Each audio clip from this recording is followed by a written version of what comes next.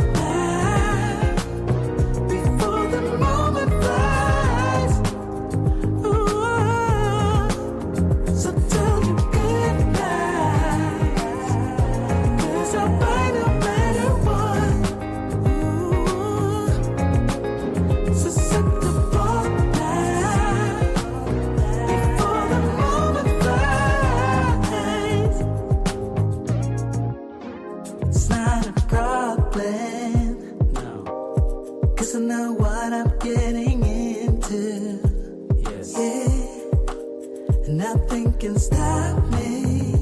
No. 'Cause I'm addicted to what you and I realize. Lead the way, I follow. No need to say where we are heading now, babe. I follow to the edge of it all. So tell your good night, 'cause I'll find no better one.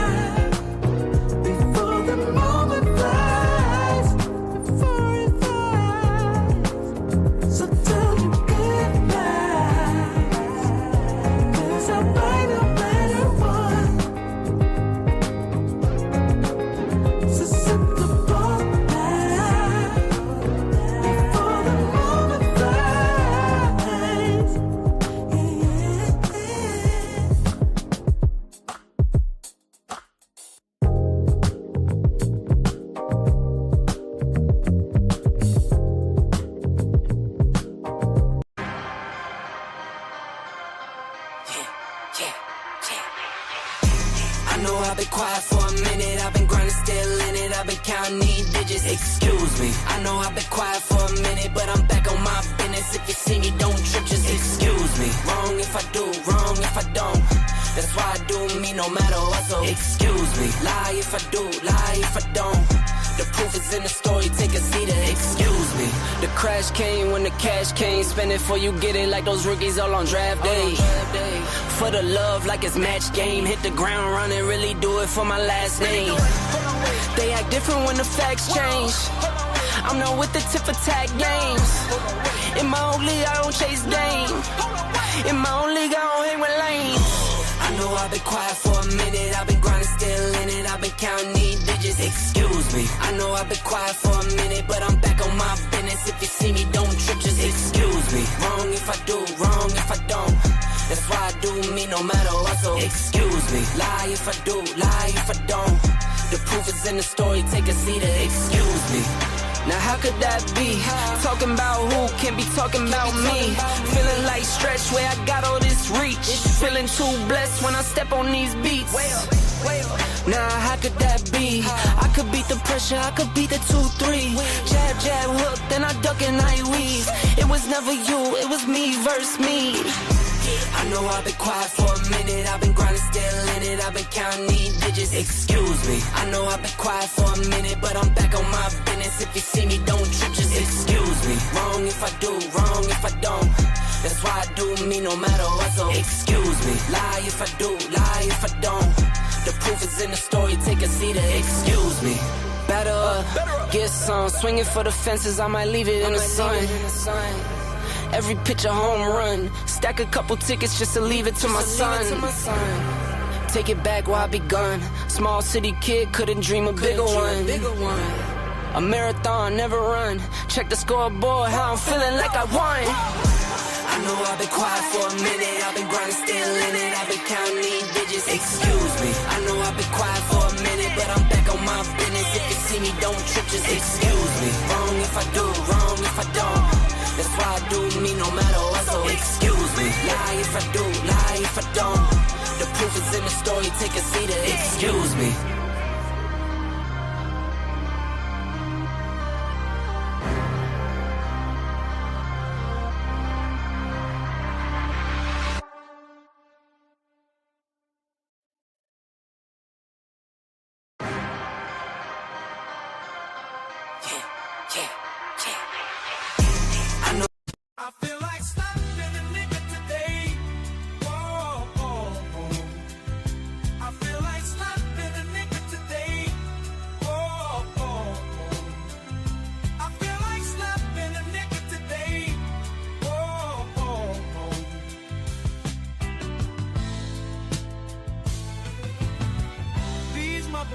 On the road, where the hell they learn to drive. Jive turkeys at my job, about to get a cool, cold, mean five. Should've took the day off, might slap my boss. My own damn kids pissing me off, as if I hadn't had enough. Chipotle, fuck my goddamn order up. I'm fed up, I'm fed up, I'm fed up. I feel like slapping a nigga today. Whoa, whoa, whoa. I feel like slapping a nigga today. Whoa, whoa, whoa. I feel like slapping a nigga today. Whoa, whoa, whoa.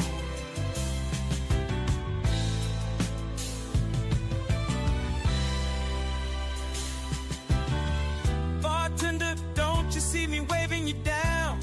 This guy came after me, I was here first, but you serving him rounds. No, I bought the Uber here. My friends expecting me to buy it back. Tomorrow morning, I better get a cash app, or every last one of you motherfuckers getting slapped. Bet that. Whoa, I feel like slapping a nigga today. Whoa, whoa, whoa. I feel like slapping a nigga today. Whoa, whoa, whoa. I feel like slapping a nigga today. Whoa, whoa, whoa.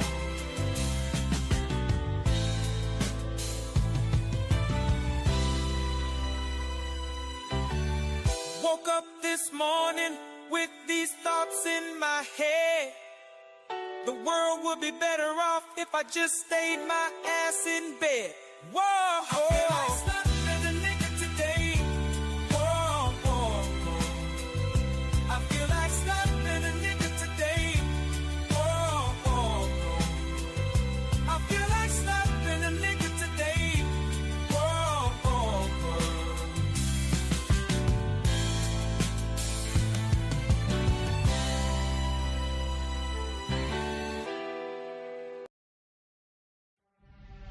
Took a deal, sign another deal, post up in the hills on the real, headed for a mill, travel with me still, getting kills, all this pop appeal, got these pop stars try popping in, and they getting pop for real, I ain't tryna build, I was tryna lead a mill, getting to it, before I hopped up off the block, I was still going through it, friends doing pills, and came faster than it should've, I was Buddy Hill, shooting at a pace soon as I pull up, dropping buckets, hey, yeah, like it's nothing. In the kitchen chopping onions, yeah. Tears falling down, underdog is finally overcoming, cause I'm dropping buckets, hey, yeah. Like it's nothing, hey. Earn my respect and burn a budget, hey.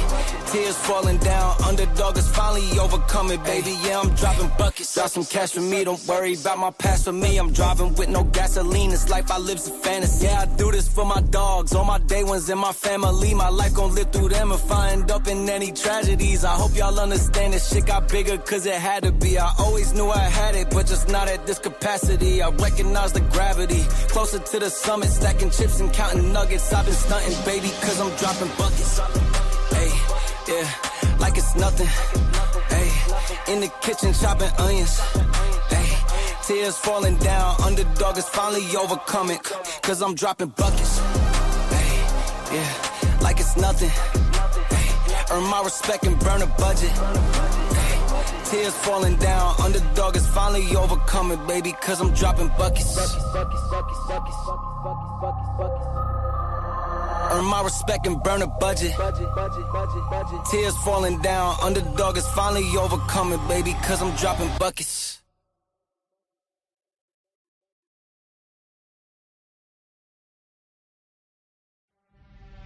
Took a deal, sign another deal, post up in the hills on the real, headed for a mill, travel with me still, getting kills, all this pop appeal, got these pop stars try popping in, and they getting pop for real, I ain't tryna build, I was tryna lead a mill, getting to it, before I hopped up off the block, I was still going through it, friends doing pills, and came faster than it should've, I was Buddy Hill, shooting at a pace soon as I pull up, dropping buckets, hey, yeah, like it's nothing. In the kitchen chopping onions, yeah. Tears falling down, underdog is finally overcoming, cause I'm dropping buckets, hey, yeah, like it's nothing, hey. Earn my respect and burn a budget, hey. Tears falling down, underdog is finally overcoming, baby, yeah, I'm dropping buckets. Drop some cash for me, don't worry about my past for me. I'm driving with no gasoline, this life I live's a fantasy. Yeah, I do this for my dogs, all my day ones and my family. My life gon' live through them if I end up in any tragedies. I hope y'all understand this shit got bigger cause it had to be. I always knew I had it, but just not at this capacity. I recognize the gravity, closer to the summit, stacking chips and counting nuggets. I've been stunting, baby, cause I'm dropping buckets. Hey, yeah, like it's nothing. Hey, in the kitchen chopping onions. Hey, tears falling down, underdog is finally overcoming, cause I'm dropping buckets. Hey, yeah, like it's nothing. Hey, earn my respect and burn a budget. Hey, tears falling down, underdog is finally overcoming, baby, cause I'm dropping buckets.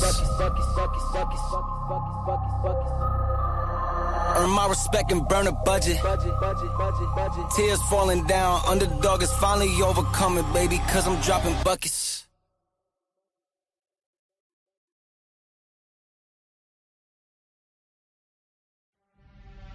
Took a deal, sign another deal, post up in the hills on the real, headed for a mill, travel with me still, getting kills, all this pop appeal, got these pop stars try popping in, and they getting pop for real, I ain't tryna build, I was tryna lead a mill, getting to it, before I hopped up off the block, I was still going through it, friends doing pills, and came faster than it should've, I was Buddy Hill, shooting at a pace soon as I pull up, dropping buckets, hey, yeah, like it's nothing. In the kitchen chopping onions, yeah.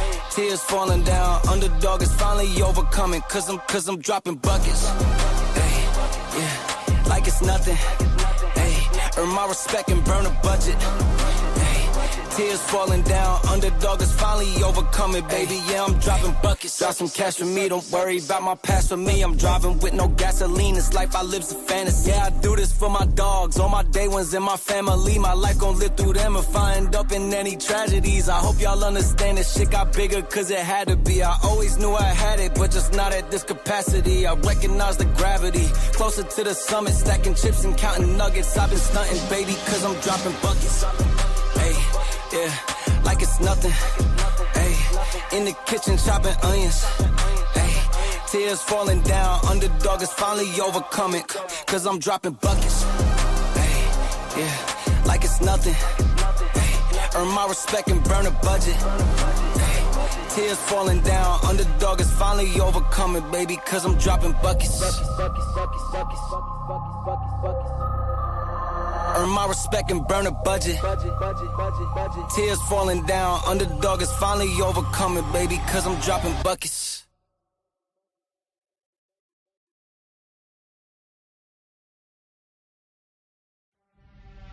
Took a deal, signed another deal, post up in the hills on the real, headed for a meal, travel with me still, getting kills, all this pop appeal, got these pop stars try popping in, and they getting pop for real. I ain't tryna build, I was tryna lead a meal, getting to it, before I hopped up off the block, I was still going through it, friends doing pills, and came faster than it should've. I was Buddy Hill, shooting at a pace soon as I pull up, dropping buckets. Hey, yeah, like it's nothing.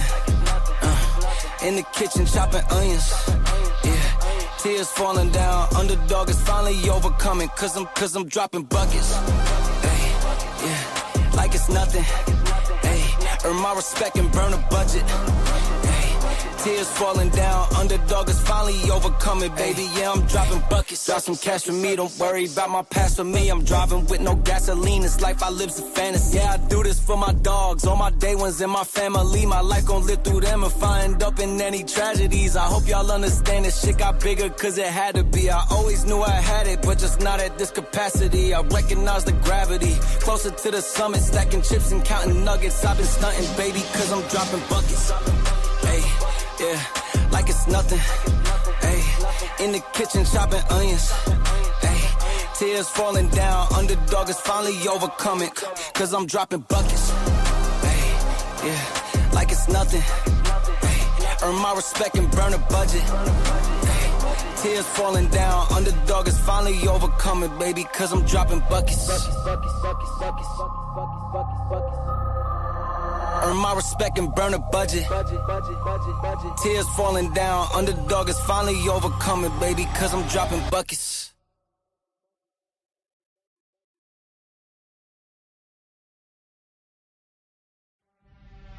Took a deal, signed another. Wait, hold on here. Is this the barbershop? Is this the barbershop? Yes, it is. It's the barbershop. Yes. Wait, I mean, we can't talk straight in the barbershop. Then where can we talk straight? We can't talk straight nowhere else. You know, this ain't nothing but healthy conversation. That's all. You gotta tell who the pop down. It ain't nobody exempt in the barbershop. You know that. Ain't nobody exempt. You can talk about whoever and whatever, whenever you want to in the barbershop. Why you gotta tell? I feel like I'm losing my mind. Is everybody in the world blind? Please, Lord, give me a sign, a sign. I feel like I'm losing my mind. Is everybody in the world blind?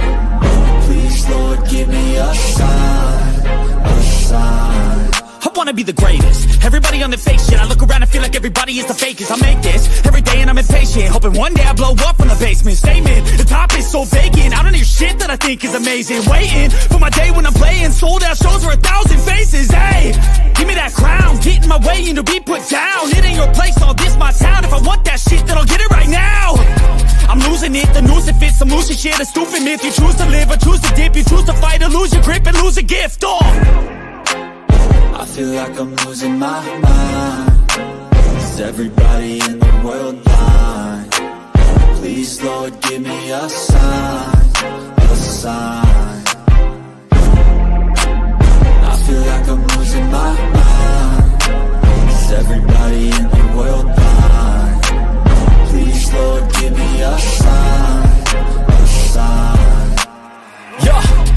no mercy in this world, just hunger-thirsty persons in different versions. Each new update, that shit worsens. Why? Pull back the curtain and you'll see the different vermin. We all have different burdens that all seem to cause disturbance. Yo, so do me a favor, don't treat me like a neighbor. Don't need the different flavors of your problems just to savor. I've got my own issues, I need a comb to get through. Don't need to groan with you, just go get your own tissue. I feel like I'm losing my mind. Is everybody in the world blind? Tryna pour out all night, DJ play another song. Tryna pour out all night, DJ play another song. Tryna pour out all night, DJ play another song. Tryna pour out all night, DJ play another song. Tryna pour out all night, DJ play another song. Tryna pour out all night, DJ play another song. Tryna pour out all night, DJ play another song. Tryna pour out all night, DJ play another song. It's clever, baby. I'm in this bitch with AJ. In the club, jumping up and down like it's payday. Party all night, shout out to my nigga, baby. Yeah, that's my DJ. That's my DJ. Nigga, I been rolling like a Mack truck. Bam, bam, bam, throw me back one. Don't step on my shoes, nigga, back up. But you fuck around and get your bitch snatched up. Yeah, they done let me in, they done let me through, yeah. Nigga, it's whatever what you wanna do, yeah. Out of my head, jigging all night long. DJ, run this bitch, I'm tryna, yeah. Come on inside and get yourself something cool to drink. Yeah. Welcome Take back some time to also hit that Cash App at the bottom of the to screen. another edition Well, that's of super the chat to Black Man support the Black Unfiltered man. Network. Welcome to the Barbershop, y'all. What's popping? Look here, man. Black Man Unfiltered is handling a little business right now, but he messed around and left the keys to the kingdom to the kid. Y'all in trouble now. It's about to go down. But before we get started, I'm going to go ahead and get a little bit of the howdy do's out of the way. First, we're going to talk about Coach Ferg. He says fatherhood is the best side. That's right. What's happening, Trey Ferg? Come on, man. I got the keys to the kingdom, man. If you see the link, come on, man. Waiting on you. Then we got CJ Wilkers in the building. He says fatherhood is the greatest hood I've ever lived. Yes, indeed it is. Who else do we have in the building? We also have Hunting Wisdom. Good to see you, darling. She says good evening to everyone. And of course, we got the one and only Scorch Earth. He says being a father is selfless, thankless, hopeless job. Everyone comes to you for help, but don't appreciate your sacrifices made. I see why some men have dates and pieces of bullet. Not me. I understand. Who else? We got Black Man Unfiltered. He back in the back chilling somewhere. And we also have Miss Locks in the building. Smile. What's happening? What's going on? And I think that's it. Scorch Earth, that's it, man. What's going on, y'all? I know y'all probably had a long week. Black Man Unfiltered said, come on, y'all hit the button, man. Y'all know what it is, man. Come on and hit the button, man. It's been a long week, man. What y'all been up to, man? For real. We've been watching the news and the Trump stuff with these doggone tariffs acting a fool, got people around here losing their minds.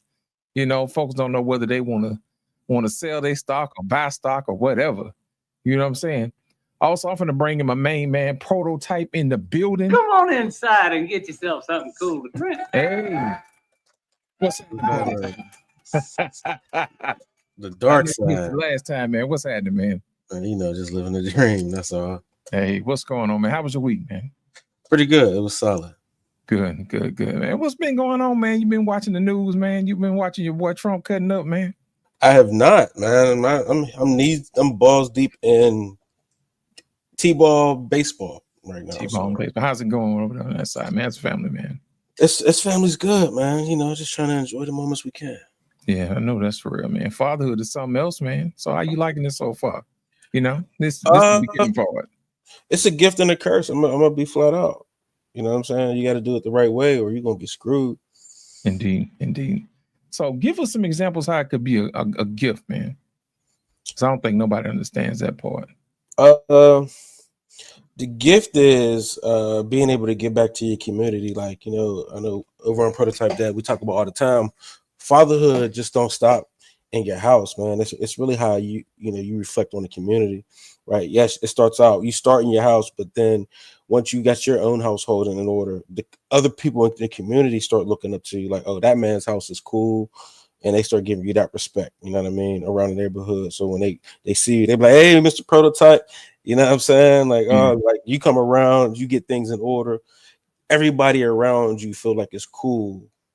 You understand what I'm saying? Like it's a man present, so everything must be in order. True that. True that. So give us some examples of some curses, man. The Because it ain't curse, for the faint of man. heart, bro. Like, so you got to do it right, man. Like the curse is having kids out of wedlock. You know, Ooh, like yeah. that's a huge curse. Doing things that way, man. You got to deal with the system. You got to deal with your kid being taught from so many different households. You know what I mean? Like, so you know how these grandmas ain't the old grandmas. No. I You was know what I thinking mean? about that the other day, man. I'm like, y'all need to make grandmas great again, man. Look, grandmas ain't great no more, man. So grandmas are just as unhealed as the girl you're dating. You know what I mean? And they'll be putting negative stuff in your daughter's head and your kid's head. You know, so you really got to protect. You really got to protect your kids around 360. You understand? You got to give them a 360 bubble. You know what I mean? So it's really important on who you have around them, man. And if you don't do it right, you're going to be dependent on people who are really not for you. Right. You know what I'm saying? So got to do it right. Indeed. Ladies and gentlemen, welcome to the stage. None other than in the building. All I see is the head, man. What's happening, man? How y'all doing, man? Can you hear me? Yeah, we can hear you good, man. What's going on? I just thought I'd just come with only the head today. That's you it. know, just yeah, man. You know, I think this is a great topic. Pause. Man. Yeah, that's right. He always in the gutter. Get out of there. Always up to no good. What's happening, man? How's your family, man? I mean, it's a beautiful thing, man. You know, it's crazy. You know, this week it's been a lot of rain. Yeah. And I remember, just go back a little bit, Tuesday's topic was my activity. Right. And today is, you know, I just talked to my son about 20 minutes before the show started.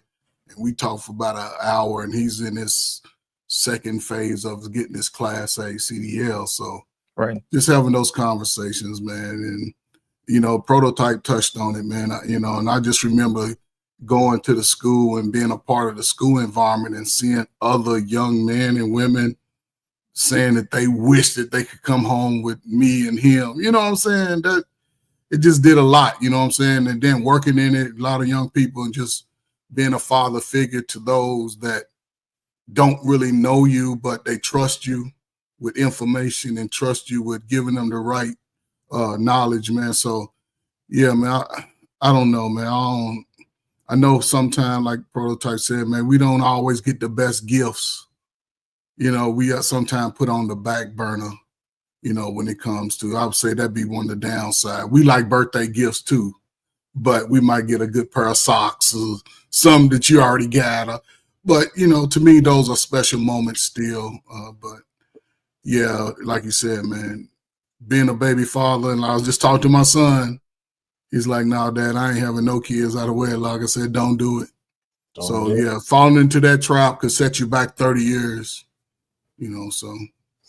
But, you know, we got to take accountability as men for not being treated right. You know what I'm saying? Like, we don't teach people how to treat us. We don't teach people, you know, we're so tough that, you know, and staying quiet and not complaining opposed to teaching people how to treat us. So they're just going to give us socks and drawers because they don't really know us. You know what I mean? Well, you know, we really want a bottle of Blanton's. Like, you know what I'm saying? Like I really want some Angel's Envy. Like, you know what I mean? Like, I want a new smoker. Like, you know, so until we start expressing the things that we're truly interested in, they ain't gonna give it to us either. You know what I mean? So we got to stop being quiet about it and teach people how to raise the bar, man. You know what I'm saying? Yeah, I think the younger guys are understanding that though, because they're telling women what they want, and they'll walk away. You know what I'm saying? We love romantic. We think we romantic, but younger guys are like hell to the no, and they ain't wasting no time. The crazy part is they still getting what they came to get. Given very little, they can still get. Not everybody moves like that. Some guys want to be the Romeo and save the day, but the ones who's moving like no, saying no and walking away, Yeah, it's a weird situation. Indeed. They getting the girls that they want. Indeed. Well, we got one more coming to the panel. Y'all ladies and gentlemen, put your hands together for the continent. Y'all know him as our pain. What's going on? What's going on, gentlemen? It's disgusting. Big Boom. We'll call our pain, call him Big Boom. What's that, RP? What's going on, man? I hear you guys talking. How you doing, brother? How you What's doing? up? Yeah, man. How's everybody else doing? I'm doing all right. Can't complain. Good. Oh well, I shouldn't say that. I gotta do my taxes, man. These 2 weeks. What you waiting on, man? Tomorrow's my tax day, man. I always wait to the end. Whether I get money or not, I always wait to the last. I can't stand doing my tax. Well, I shouldn't say that. I just it's something you got to do like every year, of course. But yeah, hopefully your president will handle that and you don't have to worry about that no more, man. yeah, but if he's going to ask me how much money I got after the tariffs, I put 0 in all the columns. There you go. So you put all your dollars to work, ain't that right, our pain? Yeah, well, anyway, but that's another conversation. But yeah, man, my tax returns are not too difficult, so that's it, man. And on the topic, it was interesting raising kids.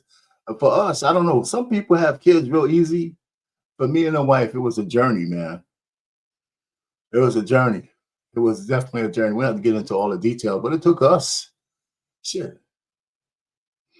12, 13 years to have our 2 kids. Yeah. Y'all enjoyed yourself, man. No, it wasn't necessarily because we weren't trying. We had to go through a lot of stuff. Okay. Yeah, it took us 12, 13 years to have our 2 kids. Cool. I don't think people realize, man, what goes into raising kids, man. It's one thing you want them to enjoy their childhood, and at the same time, you still want to prepare them for after childhood too. True. And some lessons take longer than other ones to learn, man.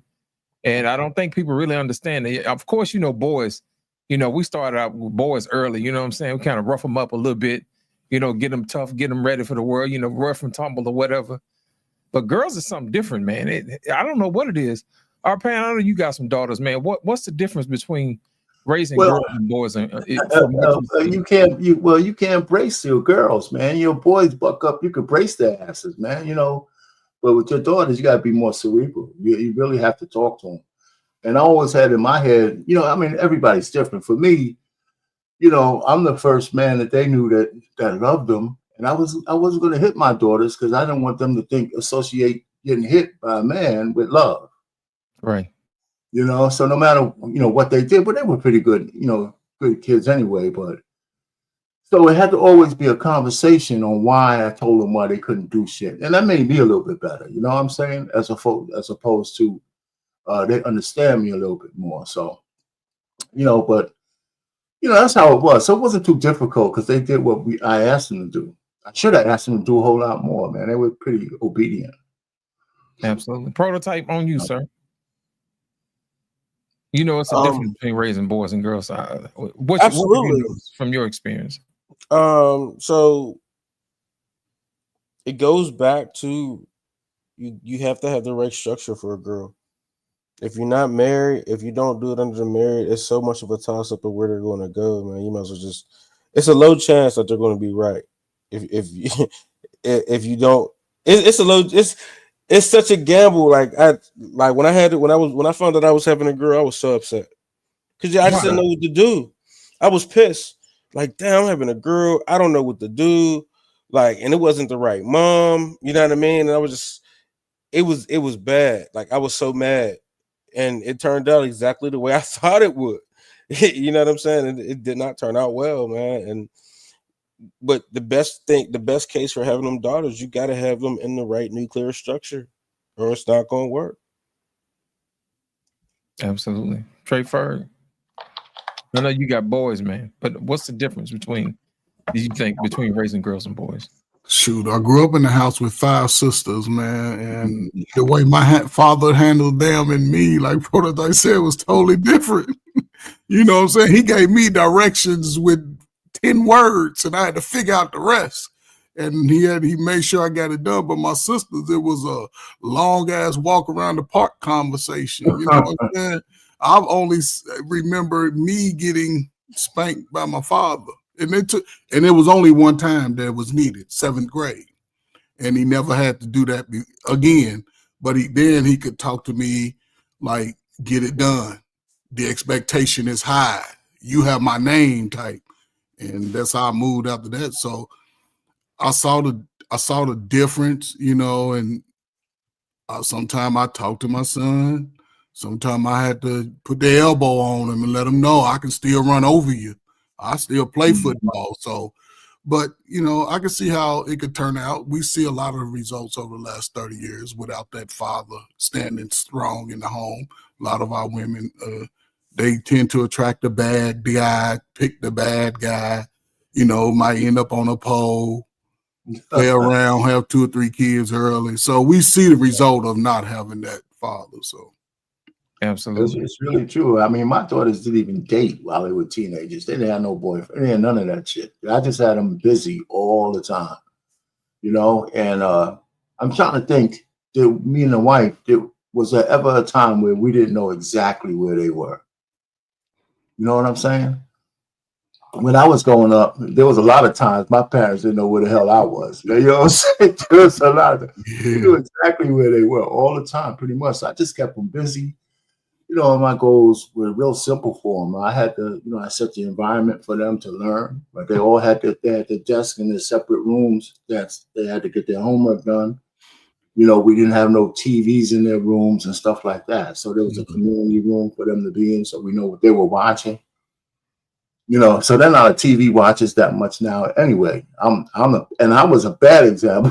they don't watch TV. They just read books and stuff like that. But you know, they had their hobbies. You know, so now that they're women, they're kind of straight a little bit, right? They stayed with me after college. They came back home. You know, went back into their rooms for years. You know, my oldest, it was time for her to go. She was like 29 when she left. Stacked the bread and stuff, so she's doing well. And my other one's with me. She's going to be 26 this in May. 29, bro. Like, so she made it to 29. Man, girl should be married by like 24. How she make it to 29? Yeah, she had a guy, it just didn't work out. So she got another guy now, but you know, I mean, I can't force him to get married. You know, she's in this pool with everybody else. You know, I wish they were unique, but she wants to do it, but she's got to deal with the same thing all other women out there dealing with, and men, by the way. So I can't help her with that. You know what I think it is, our pain. I don't think we do a good job of teaching kids how to be friends with their spouse. You know what I'm saying? It's one of those things that we do naturally, but we don't really tell our kids what to expect, how to talk to a person. You know what I'm saying? Because think about it, that's something that we pretty much do naturally, or something we learn along the way through trial and error. But I don't think we sit down with our kids and say, hey, look, have you ever talked to them how they felt from time to time?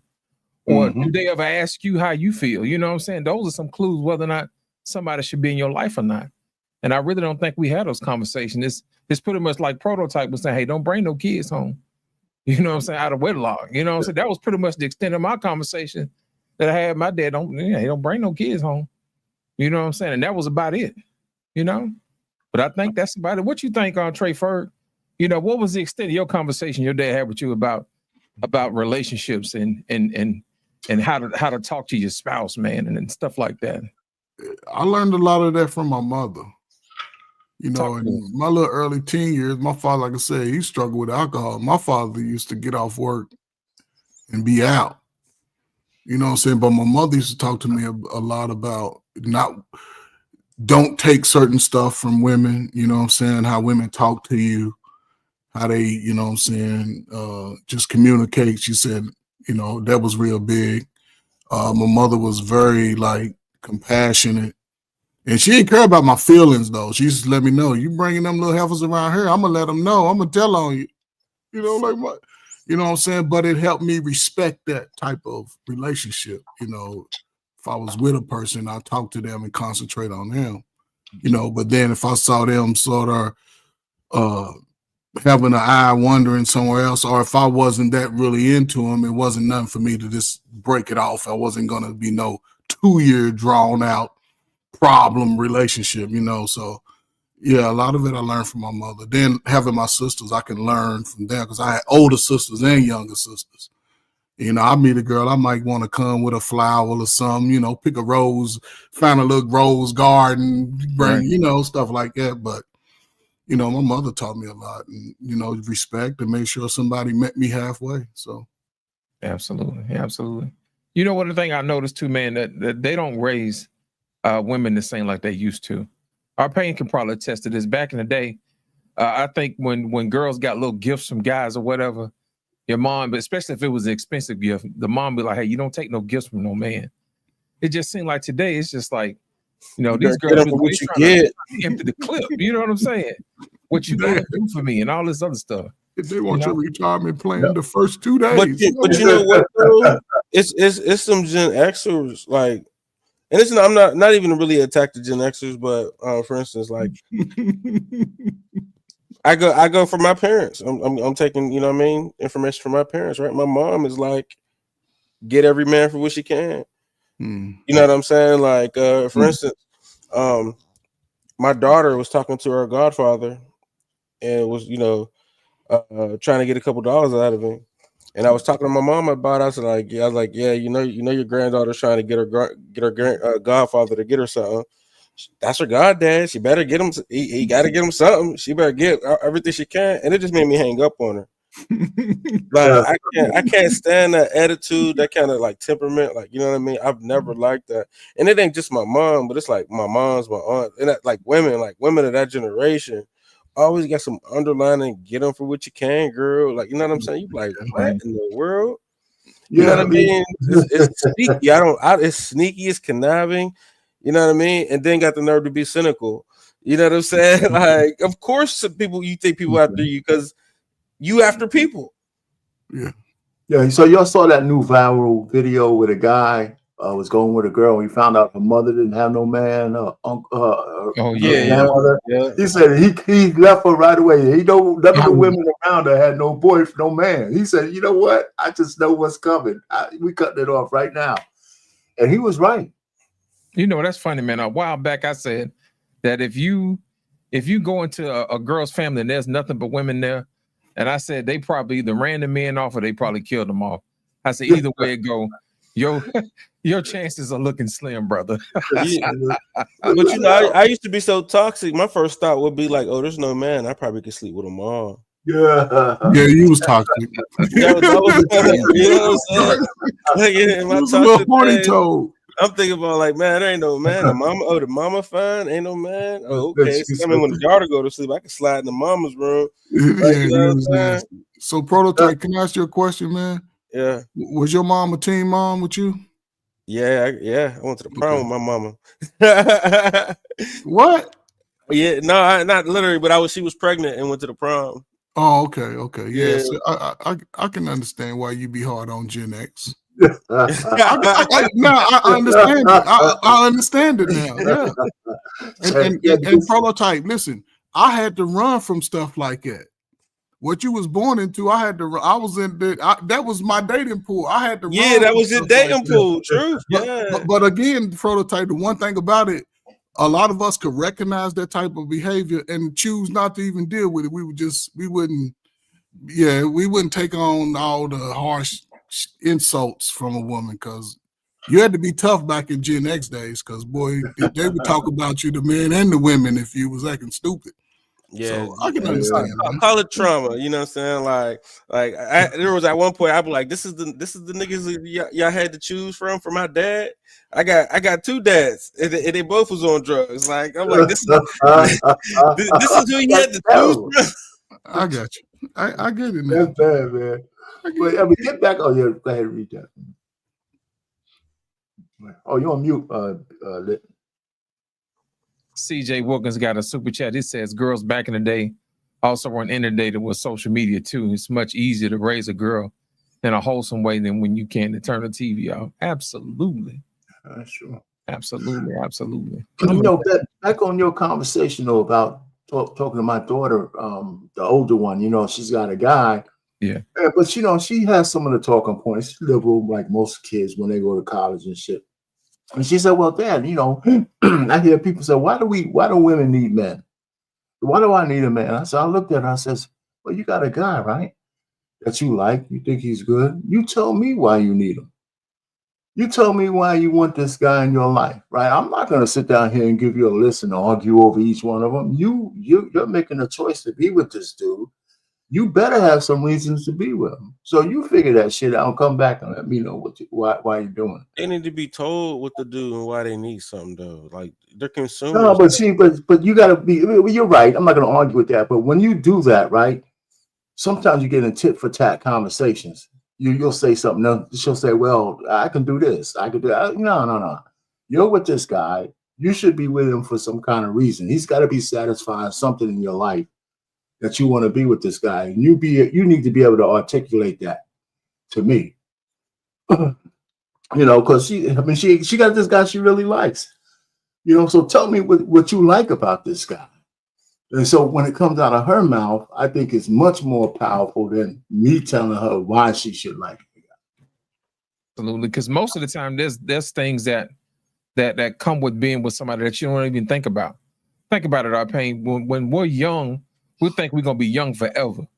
But they don't realize when you get 60, 70, 80 years old, you know, who gonna be taking your old crusty butt to the doctor? You know what I'm saying? Who wants somebody at that age? You know what I'm saying? Don't nobody think about stuff like that, man. You know, life insurance. Prototype, you married though, right? You married. But I'm just saying, like if that's why people. So why not just wait until you just old to actually get married? Like I ain't going front. Like real talk. If it wasn't for me being a believer, I probably wouldn't be. I wouldn't have got married until I was like old and needing somebody like that. But at the same time, like who wants to get somebody when they're that old, man? And like that's why you marry them young, man. So you build up some credit. You build up some when you building up not resistance. You build up capital, emotional. Yeah, capital. you build up some capital, man. So this person, you ain't gonna let him go out like that, man. I mean, you know, so nope. But I hear what you're saying, but nobody's saying wait. But of course, man, a man's biological clock is a whole lot different than a woman. I mean, like a woman be like, "You just want me so I can take care of you when you're old." Like that's the only that's crazy. Like what woman in their right mind is going? You know what I'm saying? Like, come on, bro. I hope you don't say that till we sit down over dinner time. You know. Hey, you know what's funny? Prototype is they always say that y'all men always wait till y'all get old for somebody to take care of y'all, but generally it's usually us taking care of them when they get old. You know what I'm saying? I've seen it way too many times with a man when they're young taking care of the women. We take care of them when they're young, when they're old, when they're in the middle stage, when they on their period, when they what's the thing when they lose their period. We are always taking care of them. And we take care of them when they die. We take care of them when they die. You know what's crazy to me? When we die, we take care of side of it. Like they think lights and water and heat just happens. They don't even like, and in their head, you ain't did nothing for them. And kids is like that too. That's why I be like females is forever teenagers. They're like having a teenager forever. CJ Walker said to Prototype's point, he said women do wait till they get ran through to find a husband. I can't men wait until they beat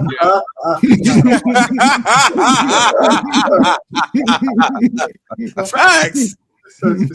Oh man, that is hilarious. You know, but it's true. A lot of it is true, man. Especially the older they get, man. Forget it. Yeah, I would say if you're gonna be single and you know it, I'd say about mid-40s. About mid-40s. For a man. Yeah, for a man, about mid-40s. Because a 45-year-old man can date everything from 30 to 55. And all those ages want him too. You mean like I say 26? Well, I wouldn't go as I mean, some people go young, but 26-year-old is like a 15-year-old to me. So they're all like 15-year-olds, bro. Like, yeah, but at least the 35-year-old, she's working. She's working. She make more money, but mentally she's still a 15-year-old. Like they stop growing at 17, bro. Like mentally, they don't get past that emotional state, man. They're A lot of them don't. Prototype. A lot of them don't. That's true. Now that you mention it, the ones who have actually been trained on how to take care of a husband or at least be cordial, the ones that mature past 15 mentally, you can tell too. It's just like they got an elegance about them. You know, it's like when you walk into their house, you can just smell food. You know, they'll open the door to ask you, "Have you had something to eat? Would you like something to drink?" You know what I'm saying? It's as I say, it's demure. You know what I'm saying? It's homey. You know what I mean? It's like, see, that's what I'm talking about. You know, because if you come to my house, I'm gonna offer you something to drink, you know, something to eat or whatever. But at the same time, you know, I'm trying to figure out what's missing with some of these women. And when you talk to them, the conversation usually stops right around 15 years old in their mind. You know, they're basically stuck at the dependent stage instead of, you know, being a mature adult. You know what I'm saying? So to your point, yeah, you're right. 17 forever, the forever teen. That's how women are, forever teenagers. Right. I'm gonna run this super chat for CJ, man. He been dropping them ducats, man. Plus silence. They said big bag bitch, get to the bag. They said big bag bitch, you want a snack? Well, this big bag bitch, she got the stack. So put big bag bitch clothes on the rack. Ooh, on the macaroni. Move and shake it for me. Ooh, we shaking and quaking. The brands are phony. Ooh, the brands are phony. Ooh, they need a Tony. They need an Emmy, Oscar, Grammy, cause the shit baloney. The way they be faking like they're making all the sizes. If you ain't got at least a 4X, you ain't trying. Ooh, so give it to us, baby. Give us a got. Give it to us when we step on the spot. Ooh, baba, baba, baba, baba.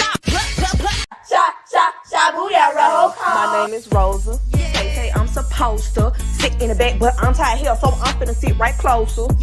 Come get me up then. It's gonna take about 3, 4, 5 men. And I ain't finna repeat myself again. Fight me. Somebody get her. My name is Eve. I didn't believe. I trusted Satan, ate that apple, he deceived. And yeah, I'm naked. I thought I was awakened. I'm the first to do it. Y'all my daughters, we related. Trick on Big Harry. Don't call me slave hoe. The hell? From the underground, railroad, bust down mouth of dope. When I say run, you better go. In the dark, that Glocky glow. Yeah, so don't call me slave, huh? You know what, man? Speaking of slave, why is it that every time when we start talking about marriage, women always like, that's slavery. They ain't never been nowhere near no slave, man. Pain, what's up with that, man? Hey man, don't ask me, man. I don't know. I mean, that's all modern woman shit, man. I'm telling you. I mean, I think it's the lies that has been told down through the years that if you got married back in the day, you were a slave because you didn't have freedom. Right. You know, you didn't have any other choice, right? So we're seeing this come full circle because there's a whole bunch of women now realizing that this whole go it alone shit is stupid, right? So, but the problem is they're still messed up because it's all transactional. And this whole thing, I mean, just bringing it back to the not dark side of fatherhood, but the way we are, it kind of limits the ability for men to be the kind of fathers they need to be. So if there's a dark side of fatherhood from that perspective with the way women think today, even the ones who want children and family, if they're disobedient and they're so modernized and feminist, right? You can't be the father you need to be to discipline the kids the way you need to discipline, or teach them the way you need to teach. You know, and if you break up in the way the court system is, even if you fight it, you know, if you're not in the same household, you're not there because most of your best teaching is through serendipity, just being available and being there. You know, the dark side of fatherhood is raising a kid who is dangerous to himself, itself, and the community. That is the dark side of fatherhood. Give us an example, man. So I have an oldest daughter. Okay. I've had to commit her a few times. She's tried to commit suicide a few times. You know what I'm saying? It's really it's a dark side because there's nothing you could do. You try to raise them the best you can, but you know. But think about all the kids, all the parents who have kids that you know or killing other people. You know what I'm saying? Like it's you know, you're raising these kids and they're out here destroying the community, or they're destroying people, or you know, they're running cults. Like, think about Jeffrey Dahmer's son. You understand what I'm saying? Like, or father, like, knowing that that's your son out there, just that's the dark side of fatherhood, man. Is raising somebody like that, or raising somebody that's like not even like you. They don't even like you. You understand what I'm saying? Like, you be like, how you raise? I used to say, like, how I raise somebody that don't even like me. That's crazy. You know, so it's there's definitely a dark side, man, and it ain't for everybody. So, and it can, and some things you don't have control over. You know what I mean? It can really turn out that way. Well, you hit on a good point, Prototype, because we got that recent situation when a guy stabbed a dude to death. Just recently, these are both high schoolers, right? Both a black dude stabs a white guy to death because he was at a football game. I think it was football track. And both of them come from a two-family household. He lives in the kind of neighborhood. He lives in that same neighborhood as the white dude, and they got into a verbal altercation. And we don't know all the details because he was sitting in the opposing team's tent at a track meet. And they had a couple of words. He pulled out a knife and stabbed him twice. You know, so he's in jail. But when you start to go through the psychology of it, you say, well, is this guy a thug or is this guy from this kind of neighborhood? Nah, he had the same kind of middle class upbringing as the white boy. You know, so I can imagine how his father is saying, well, you know, what would, and it was like a snap. You know, if you could believe the story, he just like had the knife with him already. You know what? I think a lot of people, man, fall prey to the idea that just because you got two parents in the home, you're gonna turn out all right. You know, you know, Jerry Jones always talk about, you know, the best ability is availability. You know, and I think one thing as fathers, the dark side about being a father is balancing, providing for your family, and also still being for them at the same time. You know, and I think a lot of times kids they lash out when you're not there, but at the same time, if you're there and you're not making no money, then they can't really respect you. So you pretty much at a damned if you do, if you damned if you don't type of situation, you know? Right. So I think that's one of the dark sides of being a father. You want to give them everything that they, you know, that they need and everything, most of the stuff that they want, but at the same time, you still want to be there for them. So you can teach life lessons. And I think that is a mistake that I think a lot of people make when they say, oh yeah, you come from a two-parent household. Well, that just because you come from a two-parent household don't necessarily mean that it was functional. There's no guarantees. You're absolutely right. I mean, look at that. Look at Hunter Biden. Man, what? He's a mess. He's a mess. A privileged kid who's a mess. As a grown man, he's still like a kid. He's the one stuck at 15 years old. Right. You know, so yeah, so I can see your Prototype what you're saying. I mean, you know, the only thing as a parent, you could only take so much blame. Right. You know what I'm saying? Because some things are out of your control. So, fellas, what do y'all think about a situation where a child has a terminal illness and you can do nothing about it? You know, give me an example, man. Meaning that, say, God forbid, a kid has like a terminal cancer or leukemia or something, right? And you're there from the birth, and you got all these big plans that my baby, when it comes out and born, I'm gonna do all of these great things. Nope. And then the baby has a terminal illness or a severe handicap. It's like, wow, you know, you're gonna be there, and with an illness, you really can't do anything. You know, you just sort of sit there and watch your baby pass right in front of you, and a severely handicapped. It's like, I've got plans for my baby to play football, basketball, and run, you know, do all of these. Don't Jim Kelly's son? Isn't Jim Kelly's son? Yeah, he's severely handicapped. Yeah, like, so yeah, like that's what I'm saying. Like, that's a dark side because you have to be strong, but you know, you're gonna break down in front of your child regardless, you know, but you still have to be strong in a sense. So I think that I would be more scared of that if I couldn't do anything to help my child at least try to be a good person They just leave before I leave. I was just telling my son this today. I said, man, we was talking about age. My grandfather lived to be 94. My father made it to 80. I was like, man, if I can get between 80 and 94, I'm good. I'll be okay. You know, as long as you live longer than me, then I'm satisfied. He's like, you good, just take care of him. He's real smart. I'm like, okay, so, and it's funny that this is the topic today. So, yeah, I just couldn't imagine losing him before me. So, you know, at Trey Ferguson situations like that, I think the only thing you really can do, man, is enjoy each moment. You know, make their life as comfortable as possible, because you don't know today is not tomorrow. Today is not promised. Tomorrow's not promised. So I think a lot of times we like to make, you know, plans for tomorrow. Sometimes we just got to enjoy the day, man. You know what I'm saying? Just make sure that every day is as best as it can be. You know what I mean? And I think sometimes as people, we get ahead of ourselves. You know, we like to make all these different plans or whatever. You know, when I get married, I'm gonna do this, or you know, when I graduate from college, I'm gonna do this. I'm gonna work here, work there. Man, there's a lot of people didn't make it to high school. You know, there's a lot of people didn't make it to college. A lot of people didn't wake up this morning. You know what I'm saying? And they made plans too. So I think in building relationships, you have to teach your kids, man, as a father, that you have to make sure that you enjoy every day as if it's your last. And I think if you really live life that way, I think you'll probably get the most out of it. You know, you'll fill your life with more memories of the good stuff than you will of the bad, because you're being intentional each and every day. So I think if we have to do our kids a disservice, man, if we don't teach them how to enjoy every moment, you know. I mean, that's how we grew up, man, from you know, chasing behind the ice cream truck, you know what I mean, to having water gun fights and all type of stuff, man, and going to prom and all this other stuff.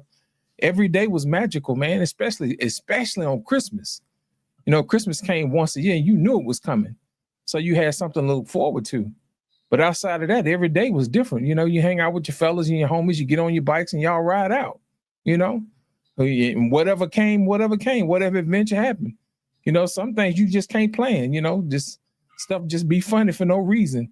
And the only people that know about it is y'all. So the little inside jokes, you know what I'm saying, that y'all have. So, you know, when you have situations like that, where you have a child with a severe, you know, disability or a handicap or something like that, the only thing you can do is make every day their best day, you know? It's true. Does that answer your question, Trey Ferg? I was on mute. Yeah, man. Yeah, pretty much, you know what I'm saying, is, you know, hearing you speak from a father perspective, you know what I'm saying, it just sort of makes me think like, okay, I did some things right. Okay, my father did some things right. My parents did some things right. You know what I'm saying? I just take it all with a grain of salt. And I took the teachings, like you said, get on your bike.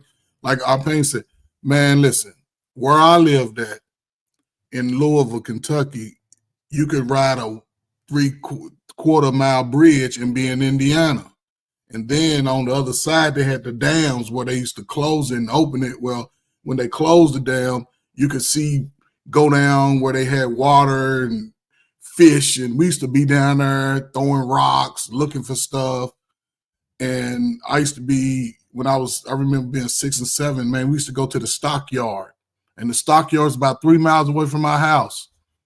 The oldest person was 12 and us 7 and 8. You know what I'm saying? So, yeah, and I can only imagine what would have happened looking back. Like, what if something would have happened to me? How would my parents be feeling? You know what I'm saying? Without me you know, Coach Ferg, when you mentioned that, if anybody saw the movie Stand By Me? Oh, yeah. Right, when you know, it's called The Body, and Stephen King wrote it. We did that all the time. A group of dudes used to go places. Yeah. If a parent let his kids do that now, it'd be like child abuse. Yeah, it would be. I mean, we used to take treks like that all the time into the woods, man. Yep. They were going to search to see this dead body, you know. Yep. But when you're talking about those kind of things, we did all kinds of stuff. I remember when I was in the Bronx, we rode our bikes over the highway from Soundview in the East Bronx all the way to Rye, Playland, just for a bike ride. So we're all like 5 of us on the highway with our bikes, you know, because we wanted to take these routes. And cars are whizzing by like 90 miles an hour, man. You know, No helmet, no gloves, no helmet, no nothing, man. no nothing. But the other thing, going back to the topic, the funny thing back in my day, it was an unwritten thing that one, as you grow, who got a girlfriend first, who was going to get married first. I mean, it was like a natural thing. Who went to high school? If you went to high school and you were, trying to get out, where you're going to college, it was like a peer pressure to do these things. It wasn't like, where it's at now, where everybody's thinking about all these other things. But life just wasn't as complicated. It just wasn't as complicated. I mean, I'll give the modern era that. It was just, it was some natural things. We had like, some guys in a friend group, they got into gangs. Some guys started using drugs, but we all had this kind of pathway that was similar. When you got your first girlfriend, that you get laid and shit, and we used to like measure people's scratches on their back. Oh shit, you got some scratches on your back. Yeah, and the girls used to have the little hickeys on their neck. Remember that? Yeah, hickeys. So you used to do shit like that, man. It was just crazy. And there was no shortage of girls who knew how to say no. There was no shortage of girls who knew how to say no. You get to a girl, you had a girlfriend before she got broken in, you couldn't get past second base. You might have been able to, fool around a little bit, feel a little bit. But now, a lot of that stuff, that was like all that wholesome shit, man, back then. It's just gone. It's gone. So you got to protect you. So if you have kids today, you got to be wary. You got to be aware of all of that stuff.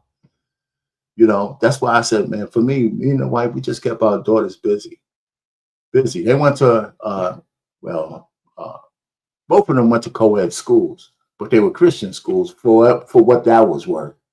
It cost me a lot of money, and I'm paying taxes everywhere, but still.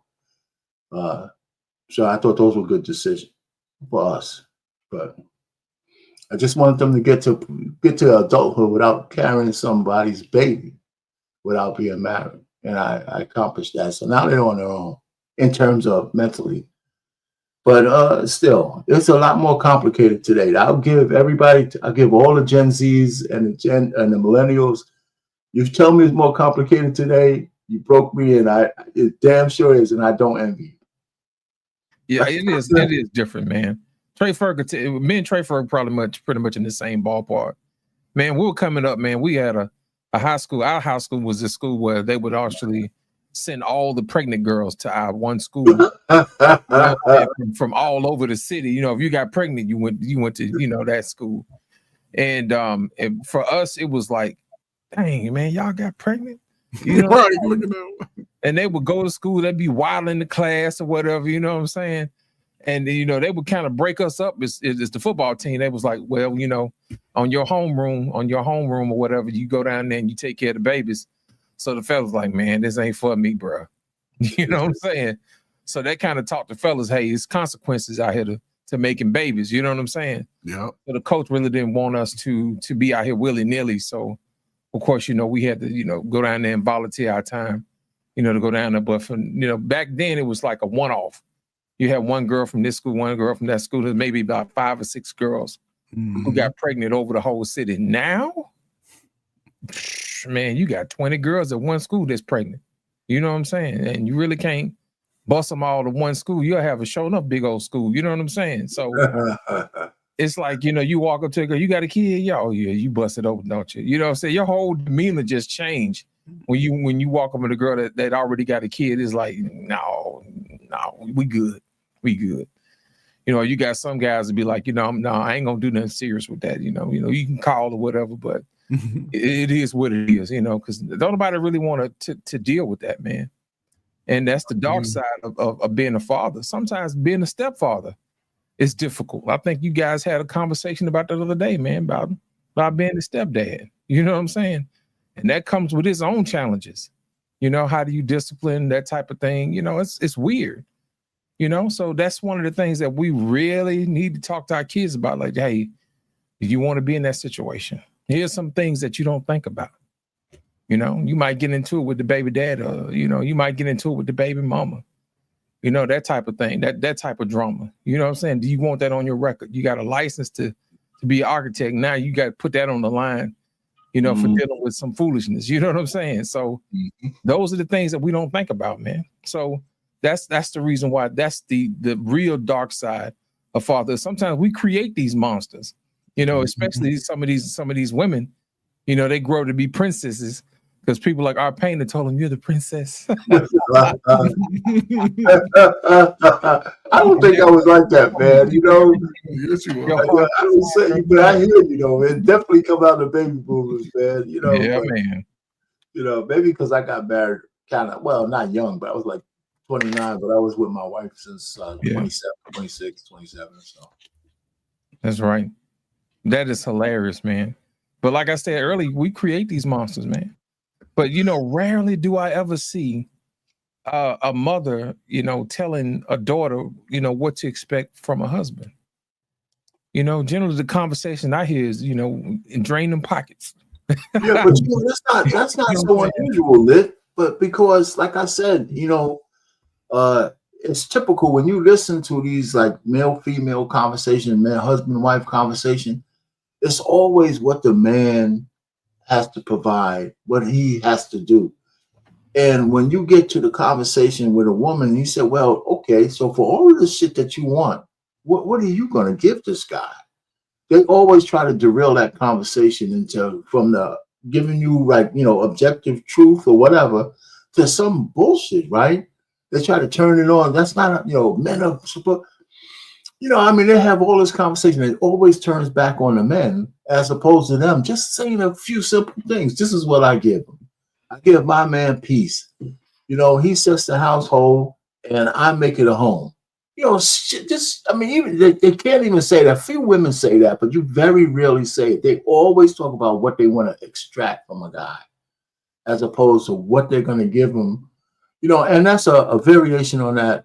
The stupid term, like what you bring to the table. I think that messed up a real conversation because it's so cliche. It means that you're some red pill idiot, as opposed to just saying to the woman, not what you bring to the table. I'm asking you, what are you going to give a guy for all the shit that you want? And, you know, and here's what kicks them.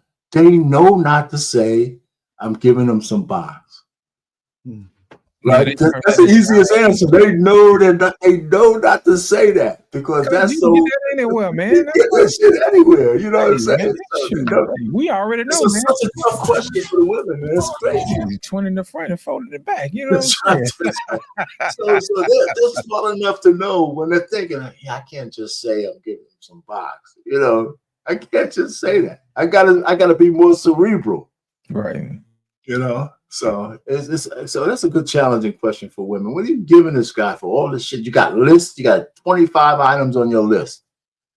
What are you going to give this guy for all of that? And you know what I've been noticing to our pain? There's a lot of women, man, who are trying to get away with bad behavior by trying to create something out of nothing. You know, every time I'm flipping through channels or whatever, it's always some women complaining, here come another dude with a podcast and the microphone. That's the only thing. It said them podcast bros. You know, that's the thing. And I'm thinking in the back of my mind, you know, shaming guys with a microphone ain't gonna make you a better woman. You know that, don't you? You know that, don't you? Did you hear what I said? Yeah. As long as these guys paying for their microphones and saying what they got to say, and you ain't doing what you got to do, you're gonna keep hearing it, whether you like it or not. How about that? From the podcast guys and the red pill guys. You know what I'm saying? They be killing me with that, man. Here's my whole thing. Shaming somebody else is not going to make you a better person. And I think that goes back to what our pain was saying, man, earlier about, you know, not saying what you bring to the table, whatever. The real question is, are you prepared to be a wife? Are you prepared to be a mother? Could you give me some examples of where you've been trained to be a wife? Could you give us some examples on how you prepared to be a woman? Can you balance a budget? Do you mind if I look at your books? You know, if we start running audits like that, it saps the romance right up out of the all and left the syrup, and all you left with nothing but oil. You know what I'm saying? Yeah, you just hit on something else good too. You just hit on another thing. So many tentacles to this when they talk about let's look at the books, right? Because there's a new thing out now, how uneducated black men are, right? Right. And what one of the things is true. We need to have more black men trying for higher levels of education, which doesn't necessarily mean college. But when these women say we got the degrees, we're educated and all that, they don't say what they're educated in, and they don't say how much debt they put themselves in to get it. And men are more practical than that. Like, I mean, even if we don't want to be, men are more practical than just going to college for something, just to say I can flex to say I have it. But that's a flex for women, just to have the degrees. And if they can't afford it, they don't mind getting into $100,000 of debt for shark fishing underwater psychology. We want to measure how smart sharks are with the right sound waves. How you going to? They ain't doing that. It's a certain mentality, man. When you get people who try to glorify, degrees or whatever, those people who are content with being slaves for the rest of their lives. They want to get a quote unquote good job. They don't want to build anything. They're looking for the security of getting a paycheck every 2 weeks and going about their business. Most guys go out and they be captains of industry. When guys want to do something, they want to build their own business. And they learn usually by trial and error, whatever. And they usually hire people with degrees to come in and clean this other stuff up. But at the same time, their ideas, their blood, sweat, and tears, and their muscle actually makes the business go. You know what I'm saying? That type of thing. So it doesn't take going into hundreds of thousands of dollars of debt to prove who you say you are. So all it is that you went to school and that's it. What kind of paper you got? And I promise you right now, a lot of people are finding out the hard way, not that the economy is turning, that your degree wasn't as valuable as you thought it was. Did you hear what I said? You know what I'm saying? But y'all do hiring for psychologists, you know what I'm saying? And especially if everybody at home, the last thing they're trying to do is hire psychologists. They're trying to make sure, hey, I got somebody who can teach me how to build a business. I can feed my family. That's what they're looking for. Go ahead, Trey, first. No, y'all do know that they count going to school for a dental assistant and all of that as getting a degree, right? Y'all know that they count that. Right? Every little thing. Right. But you're working on mouths and stuff, people. What? Listen, I worked at a college for about 1 year, right? And I was enrolling. I used to enroll students. The biggest issue with the sisters, which I found to be true in life for a lot of sisters, they don't know math. No, they don't. They're not good at subtracting, dividing, and multiplying. They're not good at that. That's why a lot of them be in debt, because they think about, I got the money for it, but they don't think about how that spending that money on one thing could affect every other thing in their life. And I used to sit there and get their test results back. Like, did you take this test? Yeah, the math part. And most of them struggle with in a word problem. You can forget that. And a lot of them can go into nursing. It's some women that are smart in numbers, but they may struggle with something else. They struggle, even if they know they struggle with the emotions of what they want, because they need it now. Yes, right? yes. But even if they know it's wrong, yes, they need it now. They can get it. They're gonna get it now. They don't look at the whole big picture. Nope. A lot of them don't, and won't even go in the field of what they spend all their money for. No, they don't. It's funny though. But again, you keep touching on things, because with my daughters, that was one of the two things when they were young.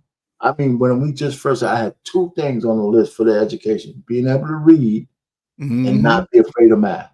Yes. And I bought toys, I bought everything to do those two things. Yeah. No matter how busy I was with my girls, I sat down with them and went over numbers, went over reading. And it's hard for people not to brag when their kids do all that. So my youngest, shit, you can brag today. My older brother told me, they wanted to skip her a grade, right, from nursery school to first grade, as opposed to skipping kindergarten, because she was reading in preschool, pre-nursery school at 3 years old. She was reading books and my brother says, you could do that. He says, but it's all right. It's also something to consider for her being the big fish in the little pond. Yeah. as opposed to just let her go through the numbers, just like everybody else. Mm-hmm. And I said, that makes sense. So she, I did it that way. And she was just, but both of them were able to read. I mean, they were just reading. And then when it came to numbers, my youngest, I couldn't even help her with her work. Man, statistics. I had to take statistics 3 times to get out of that goddamn school. She was getting A's on the statistics. I mean, statistics was a tough class. Yeah, it's tough. So I said, man, I just said, you know what? It's kind of funny. I kept my mouth shut on all the things that I had trouble with, like the SATs and all that kind of stuff. I wasn't a good test taker for that. Right. I never told them how I felt about those tests. I wouldn't poison their mind with my thoughts about it. And, so, I mean, I did a few things. I'm an asshole, but I did a few things right with them. Just a few. Now I'm thinking I could have done so much more. But you know what? To speak to what Trey Ferg said, women who are actually good at math are a joy to be around because they understand the value of stuff. And they're more logical. Man, they're logical. Let me explain something to you. I used to sell jewelry back in the day, man. And we used to have these conversations. I used to ask women, how much do you think a 1 carat diamond costs? They would give me all type of wild answers like, oh, it costs $500,000. I'm like, sister, you think you're worth $500,000? Let's just be honest. You done worked your whole life, worked 50 years, and you ain't never made $500,000. I'm supposed to put one on your finger. You can tell the ones who don't buy stuff always the ones that want stuff. You know what I'm saying? $500,000. Right. You want to impress me. Just tell me it really depends on the cut, the clarity, and the color. And then now you got my attention because now you know what you're talking about. That's the difference between VS and VVS. You know what I'm saying? Talk to me, I'm on a diamond and jade and color. I'm like, see, now we can get mad because you know what you're talking about. You know what I'm saying? So it really burns me, man, when people who don't understand money try to negotiate relationships. And you can tell too. You get into a relationship and it was like, well, I think that folding the clothes is way more harder than you got there cutting the grass. Okay, let's see if I think you're right. I think I should go ahead and be the man. Being the leader, I'm gonna take the brunt of the heavy work and go ahead and fold these clothes. You go right outside and you do that light work, cutting that grass. Bag it up and blow it, rake the grass. And rake it all up. Man, by the time that sun get through beating down on that bag, that conditioner. Yeah, that's what I thought. But they usually don't know. They're bad in relationships because they're not good at math. It's always the equation. It speaks to what our pain was talking about earlier, man. When you're in a relationship, you have to balance the equation. Everybody knows that on one end of the equation, you got the man, and he's supposed to provide and protect or whatever. But nobody ever fills in the blank on the other side where the woman is.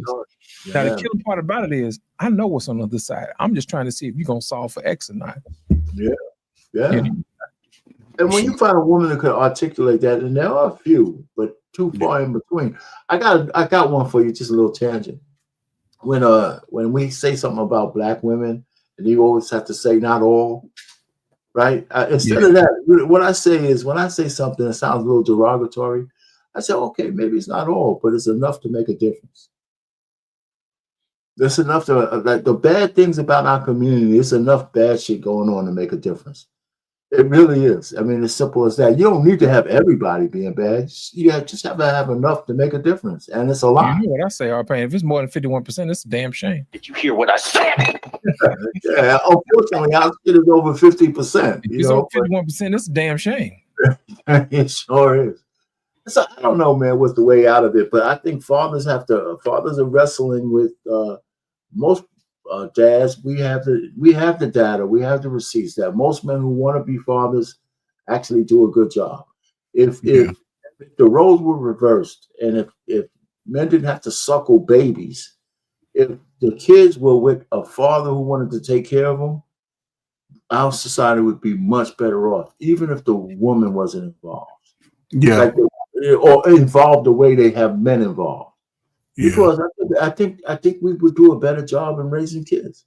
but Not I just think, not just sons, but daughters as well. yeah, they've You done know? studies over the last 40 years, and a father raising children alone is just as comparable as two-parent homes. So They've been okay. studying that since I was Hold a on. teenager, and they've always came out the father raising the children as being favorable. That's Okay, because so the father's about Liz, I got one for you then. So the fact that the courts almost, especially in, not just with the black community, but the fact that the courts give the woman probably 75% chance to have the kids through the formative years. That's not because they have some affinity for women, because they know that that's the reason that the family is broken up. You know what I'm saying? It fits right. into what they want to happen. Because if they didn't do that, then the chaos wouldn't be in the society the way it is. Because chaos, if you're the puppet master, chaos is exactly what you want to control. Absolutely. Right? So they absolutely know that women raising kids by themselves is the absolute worst thing that can happen to both girls and boys. Well, the thing about it is, Arpain, it's easier to extract money from the father through the woman because people will use pity for the woman to extract the money from the man. You know what I'm Right. saying? Because think about it, if a guy was getting child support from a woman, they would never advertise that. They would call him, less than a man. You can't take care of your children. You grown man. You know what I'm saying? That type of thing. Yeah, but the funny thing is, most men probably wouldn't even ask the chick, just leave me alone. They Right? won't. Just leave me alone. Let me do what I gotta do. Right. You know? And that I would think that, to be honest, I think that's a mistake. She should pay something, but we ain't gonna be taking her to court every week.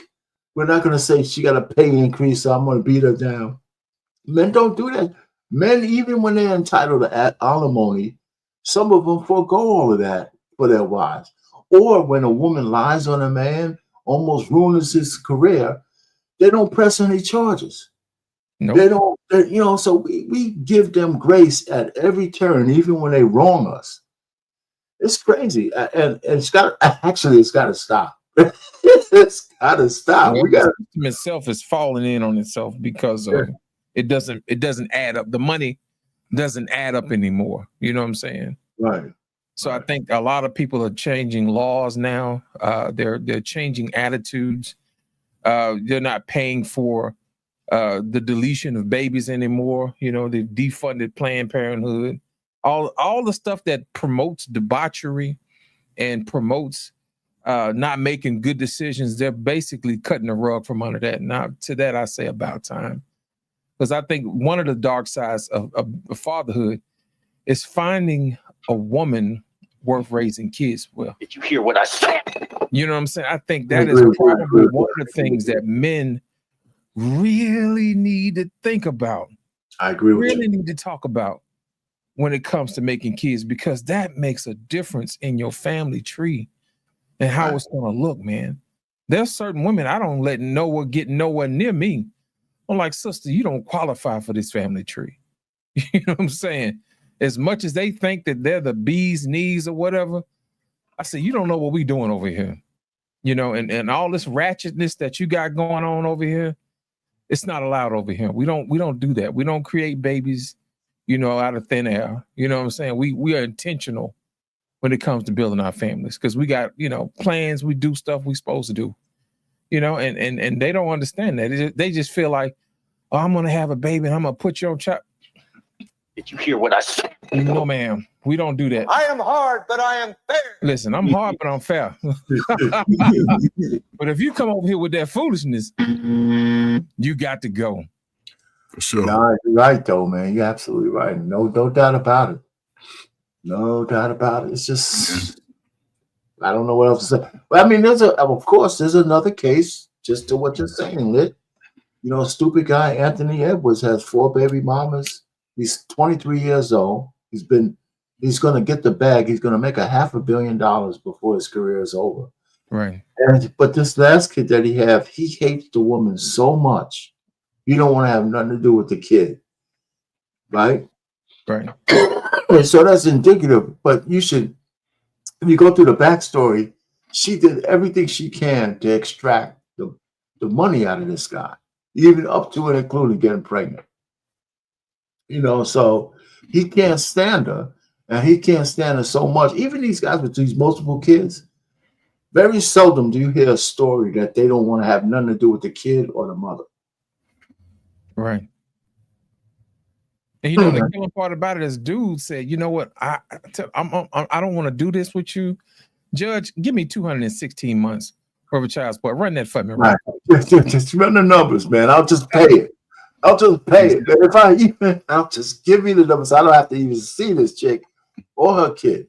And the killing part about it is, I think when he did that, he shone a light on how nasty the child support system is. Absolutely. And what he did was he turned it more transactional than people really wanted to think about and stare down the face. See, here's the thing. When it's a woman nickel and diming you, making adjustments from time to time, right, she's doing the best that she can. You know what I'm saying? She, all that's good stuff. And then on top of it, he was like, let's go ahead and get this out the way. You know what I'm saying? How much is it going to cost? Right. 260 months. Josh, run the numbers, I can cut a check. So she don't come back. Exactly. She didn't want this kid because she had some love and affection for me. She wanted the bag. And she wanted to use the kid to get the bag. So let's stop playing this game. Let me give her the bag. I don't want to have anything to do with the kid. And that's too bad for the child. But you know what? But here's the problem. He's going to say he gives her $5 million, right? Let's just say that's the settlement. She's going to spend that in 2.5 years. Yeah, she'll blow it. She's going to blow it in 2.5 years or less. And then she's going to try to come back and reopen the negotiation. There's no coming back. Once they run the numbers, that's it. Well, the court still may or may not accept it. It's up to the court. If he has good attorneys, it'll happen. But it's still going to be up to the judge. Here's the thing. How are you going to be in arrears if you paid up front? No.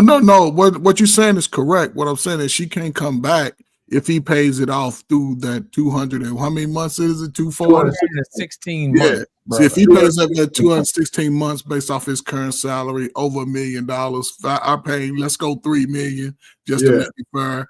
Yeah. She ain't thinking about that kid once she get that bag. She gonna run that shit up. It's gonna be all on TikTok, purses, 6-inch heels, wigs, trips, all the dumb shit. But it's just that's funny. Now 216 is going to be the new number that everybody's going to know. You put it on your shirt, 216. 216, yeah. That one, I'm gonna take it. You might hear me saying that. It's going to go viral. It's going to go viral. The community knows how to multiply. Yeah, they know how to take 12 and time it by 18. You know what I'm saying? I give them credit. That sounds like financing a car for 216 months. There you go. All more educated for Anthony educated. There you go. Anthony Edwards educated the community. It's 216. A low rate of 216 $2,000 a month. So funny, man. One lump sum. You know what I'm saying? Let me tell you, I think the judge, first of all, you got to get the right judge, because some judges want to put their name in the record books for changing something that never happened before. Yeah, but so, did you guys see what's that? What's the women who went to NASA? The movie Danica Patrick? No, the movie with the black sisters who were working at NASA. Hidden Numbers. Hidden Figures, yeah. The best scene in that movie was when the lesbian went to what's her name? The dark skin. The dark skin. She went into the judge and she had to get him. I know you're talking about. Yeah, so she gave him. She said, "Judge, what's out of all them cases you got? What case is gonna make you first? What case is going to put your name in the record books?" And, that's why I need to go to that school. He said, you got a point. You got to go to the school. So a judge might look at setting a precedent, because your name goes into the record books if you can set a precedent. So if he allows Anthony Edwards to just pay 216, based on 216 months, that's going to be a first. And we're going to start seeing a lot more of it with rich men. I don't think you'll never see that in our lifetime. One, because if it's true what they said about some states and they're getting a kickback, they rather get that 216-month kickback than to take that. They're going to take a piece out of that. You're going to get one go straight to her. Yeah. The state don't get no part of that. Yeah. See, that's what people don't realize. What he's doing is he's bypassing all the that system and giving the money straight to the kids so they can't nickel and and dime. dime But the judge can do that. The judge can the judge's ruling will bypass the state. Yeah, his judge ruling. Yeah. Think about it. It'll be a whole lot of judges that be mad if brothers was like, you know what?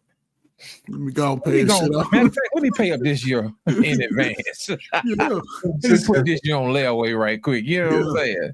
And it's bad, Yeah, I think brothers could pull off a year or two. But the only problem about that, Lid, is that most brothers are living check to check, and they don't have that bag. That's a rich man's game. Ain't no guy ain't never gonna be able. But where a man can get ahead of that whole game, though, even if he has to go through that 216, right, is that when that baby's at its earliest age, and they've already put that tag on you, you got your DNA, just go ahead and ask for all your rights right then. That's where you can get ahead, because what I used to tell guys, listen, because a lot of them have lived with her. Man, you can prove that you live with the woman. They don't put that bag on your head. My wife was telling me that it's like $20,000 to have a child through the state, and when they go through the state, they put that tag on the father, right? Right. But if they live with you, it eliminates a lot of that cost, and you can file the child on your taxes every other year because you don't have that overhead when you come in. So it's just for the guys, like working guys, and you got a child, the baby mama. Go get your DNA yourself, write stuff down, and you can get a lot of those laws in your favor. But when you try to fight it, when they come and tell you to go to court, that's when they start running you through the windmill. That's when they start playing with your money, right? But if you go and say, hey, I just want my exclusive rights as a father and your visits, and make sure you go pick up your child and visit your child and take your child when you say you're going to do it. After 10 years in the game, man, all of that money starts flipping back in your favor. So, you know what? Here's the thing. I don't think people realize sometimes when we have these conversations, some of our conversations are so ahead of its time that it really didn't hit you until maybe about months or years later. Our pain, remember, I think it was maybe about 2 or 3 weeks ago. And I think we had Bubs the God on and a whole bunch of other people. And I said, we were out here worried about, transgender, this, that, and the other, and black men and black women fighting and racism. And over in China, they over there thinking of ways of making flying cars. Right. Well, guess what? Yesterday, they put out there they was flying cars. You know what I'm saying? They got flying taxis now. So, I'm here to tell y'all in this example, I'm going to give you another example how child support system is going to change in the future if we don't get it right. So instead of having people paying child support, they're going to use it. They're going to put children on the blockchain. You know what I'm saying? Okay. And they're going to start using smart contracts to pay out people child support based upon cryptocurrency and stuff like that. So that way it'll eliminate going through the court. Everything I be on a record, you'll be able to keep it or whatever. And I'll assure you that's going to be the next evolution. If we don't get this straightened out, the next evolution of child support. And the killing part about it is, how women always say, well, I didn't know he had, these many kids. Well, shit, baby, did you check the blockchain? Did you see where he was paying child support? You know what I'm saying? So women will no longer have excuse for having multiple babies, by different men, because all they have to do is check the blockchain and be like, oh, no. You already got kids. I can't have no kid with you. You know what I'm saying? So basically it's going to eliminate all the excuses that people come up with. So watch what I tell you. Somebody going to come up with what I'm telling y'all probably about the next few years. And y'all going to be like, they said it first on Black Man Unfiltered, man. They're going to start putting people on the blockchain, you know what I'm saying, child support. So I know it sounds weird now, because usually when I give y'all glimpses into the future, it sounds stupid until later on. I'll be like, I told you so.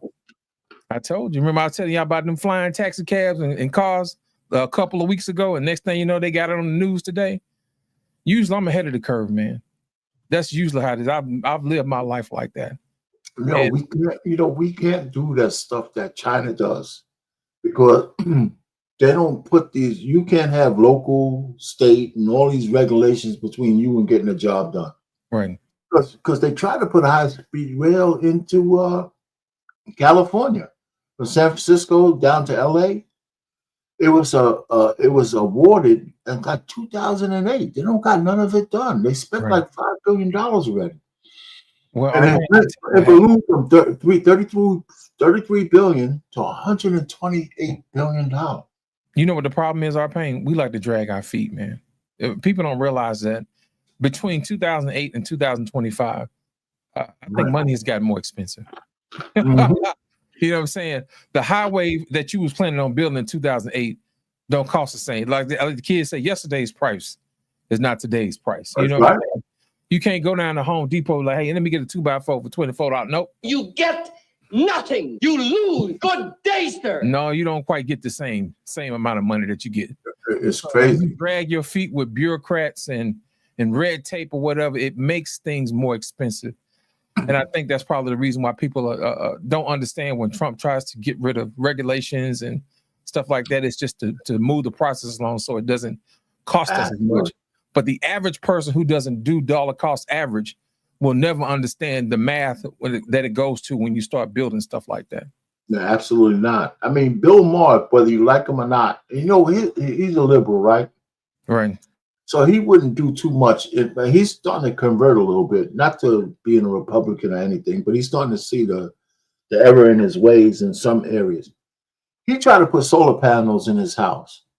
It took him 1,100 days to just get solar panels. Over 3 years, because regulations, and even down to the point where, like, if he had an inspection and then the next inspection came in, but the previous guy is no longer working, so the new guy comes in and says, oh, that guy's stuff, he made a couple of mistakes here, so we got to redo all of this stuff. And what he didn't do was make a big stink out of it. He just made it into a joke. But that's not a joke. The reason why he was able to joke about it because he had the money for those delays. Most people don't have nothing. I mean, you're trying to get something done. It took 3 years to put solar panels on because you have all these layers of bureaucracy.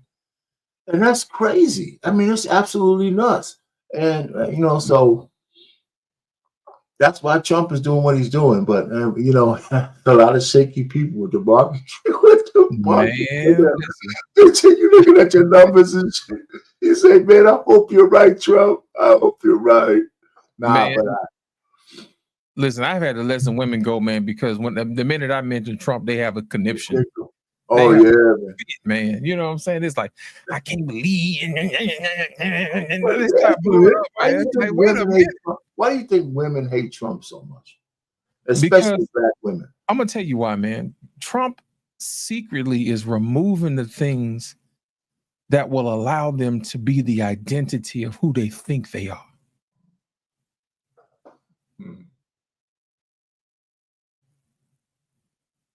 Think about that for a minute. Yeah, if somebody is taking away your identity of who you think you are, you're going to have a problem with them. Right. Right. Think about it, man. A lot of women who lean on Section 8 or whatever, they'll tell you, I'm a homeowner. They kind of bend the truth a little bit. You know what I'm saying? Or they say they got it out the mud, but you got a special scholarship for women, of color, that type of thing. A little DEI soup from time to time, you know what I mean? You're absolutely right. It's all those elements, right?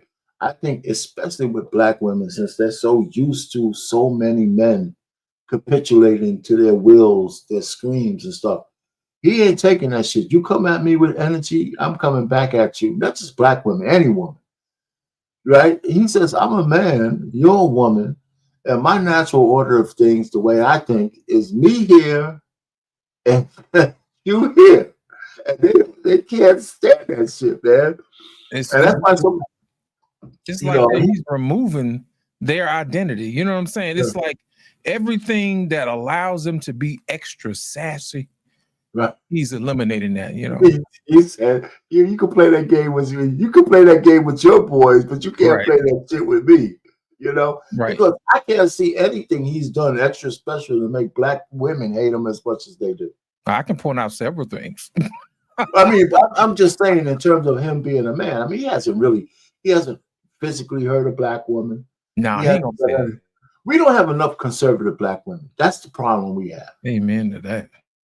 We don't have enough conservative black women. And you know, the killing part about it is most women are conservative. They just don't know it yet, man. They just don't know it. Ladies and gentlemen, welcome to the show. 1,000 watts. What's going on, man? What's happening, man? I done put it in your name, bro. How's it going? The 100 watts. What's happening, man? 100, man. Yeah. I'm trying to multiply you, brother. Well, shit, that's what I'm trying to do with my bankroll, so I ain't mad at it. Look. That's right, man. Anytime you can add to it, man, it's all right. What's up, brother? I know you've been watching the conversation, man. What's going on? What you got to add to the conversation? I've been watching for a minute, and y'all done hopped over to a few different places, and I just Well, jump on in, man, like double dutch, man. When it's a barbershop, you can talk what you want to talk about. I mean, look, I wanted to provide the Pookie perspective because y'all was Oh, talking come on about in. baby mama and child Come on in. support. As they say, come on inside and get yourself something cool to drink. Come on. You gonna provide what? The Pookie perspective? From the Pookie perspective. Come on, brother. Come on. You muted, bro. There you go. Come on. I think you muted on the other side. Yeah. You muted the microphone and you muted your StreamYard. There you go. I hope he got a good Pookie perspective story. For good people. Not the bad people. We gotta hear this shit, man. Yeah, we gotta hear the good Pookie. Hey, that might be the Lord shut the mic off. We still can't hear you, brother. We still can't hear you. I'm telling you, man, I think it was a couple of weeks ago, man. We had You might have to cycle back. cutting their mic off. I ain't no but the Lord. Say something. Say something. Come on, man. I know you got it. Nope, still can't hear you, man. You might have to reset your whole browser. There you go. Go in and come back out. Go ahead, R-Pain. But like I said earlier, man, when you take away somebody's identity, you know, everything that allows you to be who you are, man, you're gonna be in trouble, brother. You know, you can't go out there and make babies and then go get them scraped out and call yourself virtuous. No, absolutely You know what I'm not. saying? You can't go around being extra sassy and say what you want to say, you know, and guys don't want to deal with you no more, you know. Now all of a sudden, you know, guys don't want to take you out on dates. I don't want to eat here and I want to eat. And all of a sudden, guys, let's tell you what, fellas, they just got on the phone. We ain't taking nobody out. Mhm. If you go on a date, make sure she pay for it. Make sure she sent you the cash out first. You know, That's the most ridiculous thing I heard. I mean, listen, man, you know, the only thing I think men need to do is have discriminators, eliminators. Right. If I'm talking to a woman I want to meet or talk to, as soon as she says I gotta pay to meet her, that's probably the last conversation you should ever have with her. You know what I'm saying? I mean, somebody said, well, you send me a cash app and then maybe we could talk about that. That's crazy. No, all I got to do, let me tell you, this is what I do, R-Pain, to run them off. I say Kevin Samuels, I say Trump, and if they balk any one of them, they got to go. You know, they got to go. If they cringe, they shake, they shake after that, like, ma'am, you didn't qualify. You didn't pass the Kevin Samuels test, and you sure as hell didn't pass the Trump test. So you can't play on these playgrounds over here. It's for grown people only over here. Come on, 1,000 watts. Let's see if you got your mic going, man. Mic check. We good? Yeah, you good. Come on, give me a perspective why you got it going on, man. No, it was a particular part of the conversation y'all were having that I found interesting. I had 4 kids, 2 different women, a headache. You know, it's a fucking headache. Yeah. Right. But the part that I'm finding to be interesting right now is the second young lady who's buried my children. I am currently with her right now, and I'm enjoying this social experiment that I got going on right now. Because for the longest, there's been a lot of complaints about how much I work and I get home and I'm tired and yada yada and blah blah blah and all that other kind of shit. So now we rolled this social experiment where, you know what, I want you to be the primary income in the house. Now it's your responsibility. So that same 50 hours that I was doing in order for us to cover what we need, now I'm giving you that 50 hours. So it's been fun watching the whole process of her doing the work that I do and coming home and sleeping all day, even though that was what she was complaining about from me. You know what I'm saying? Oh, you not as attentive with the kids as I am, but now you sleep. So now you starting to see the shit. Have you talked to her and said the kids need their mom? Have you ran that past her yet? I to be honest with you, it sounds a lot more messed up than what I really intended to be. But I'm a proponent of fuck them kids. Wow.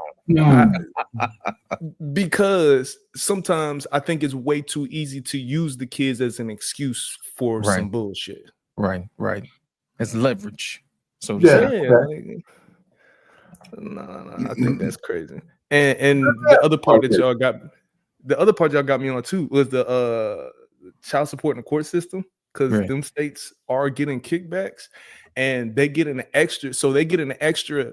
I'm finding out that they get an extra kickback if they enforce if the mother is on social services. Yes, sir. If they find the father, they go find you kickback, because now you get to pay back the money that they was getting in to TANF the state food stamps and shit. Yeah. So the court can get two separate kickbacks from the same fucking baby daddy, basically. Yeah. But, before you go on to, so we got two things you said on the table.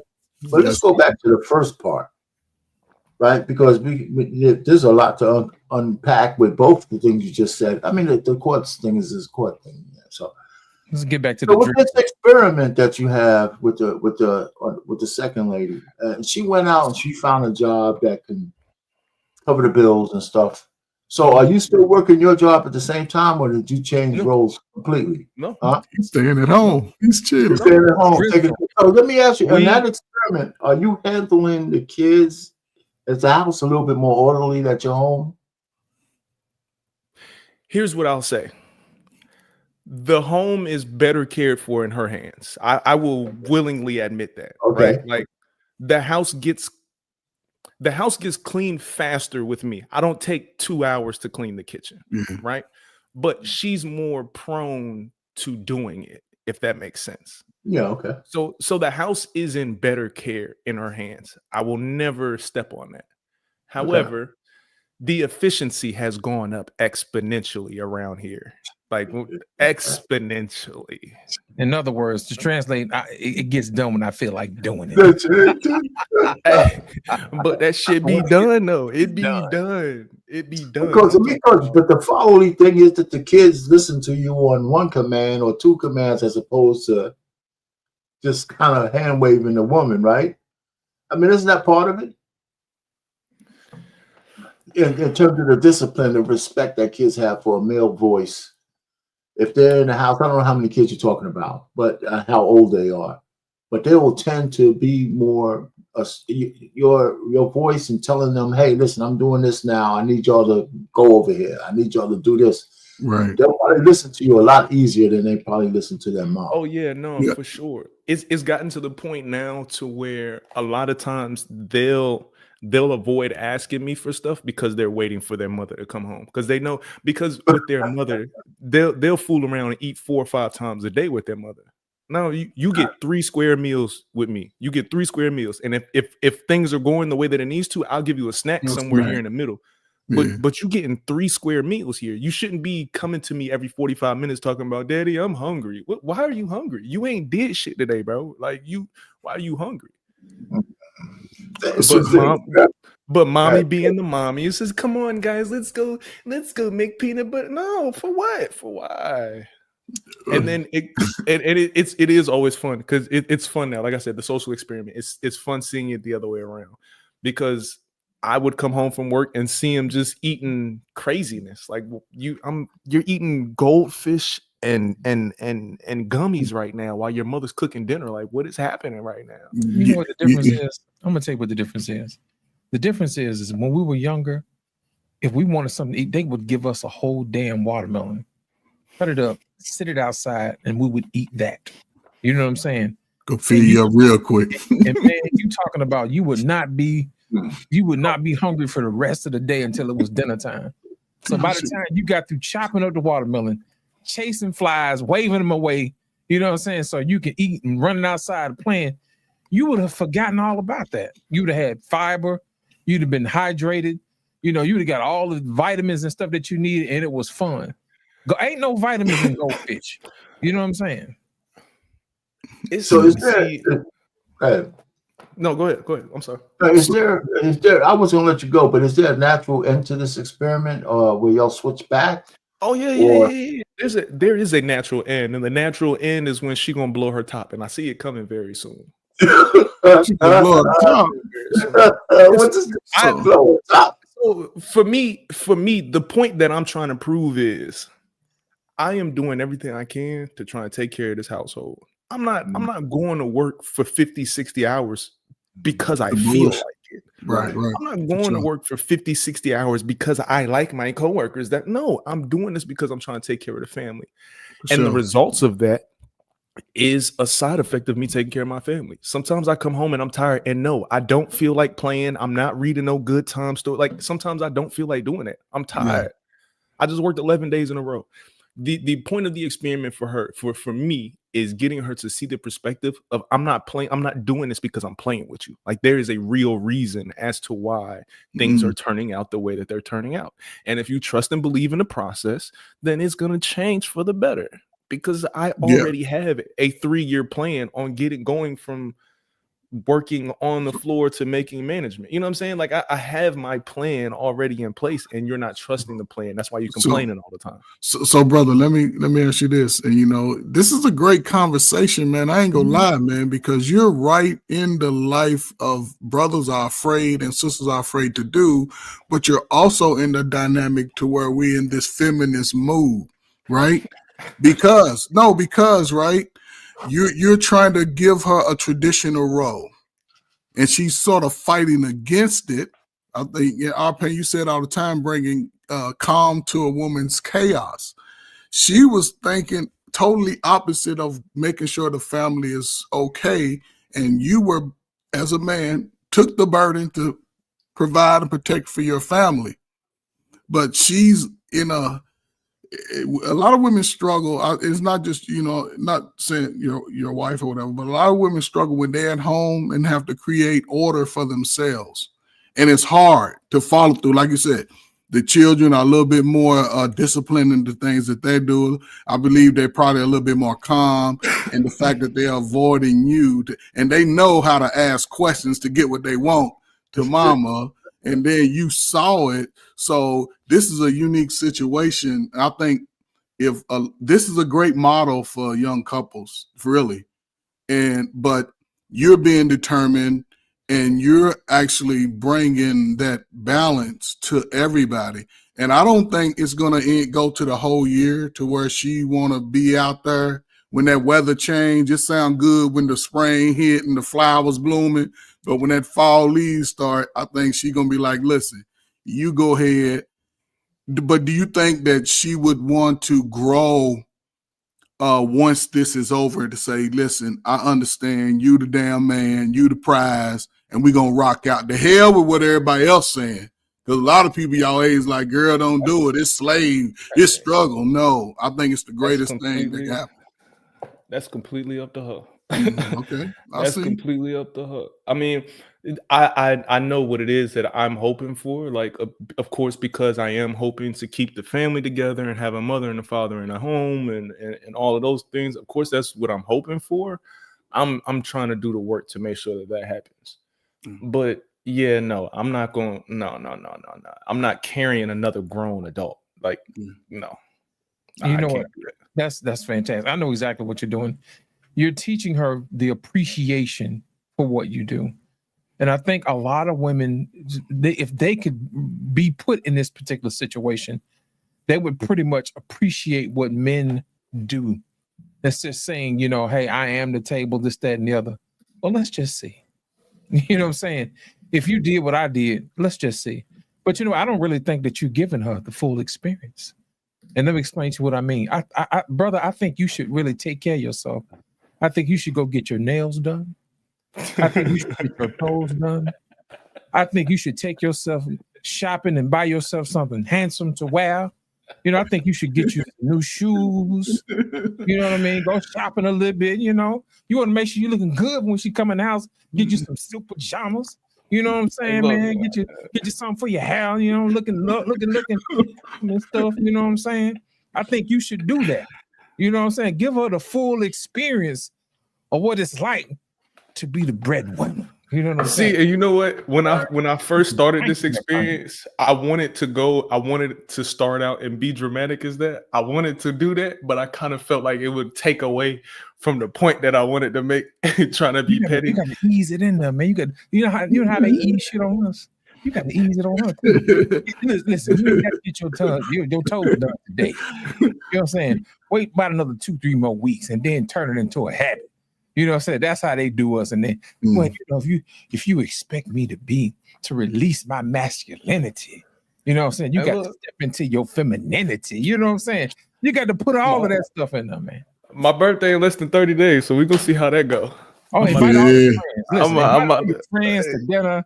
You know what I'm saying? Maybe, you know, and you know I ain't working. You know, the fellas, you know, hey, the fellas want you to, you know, take care of the tab for them. You know what I'm saying?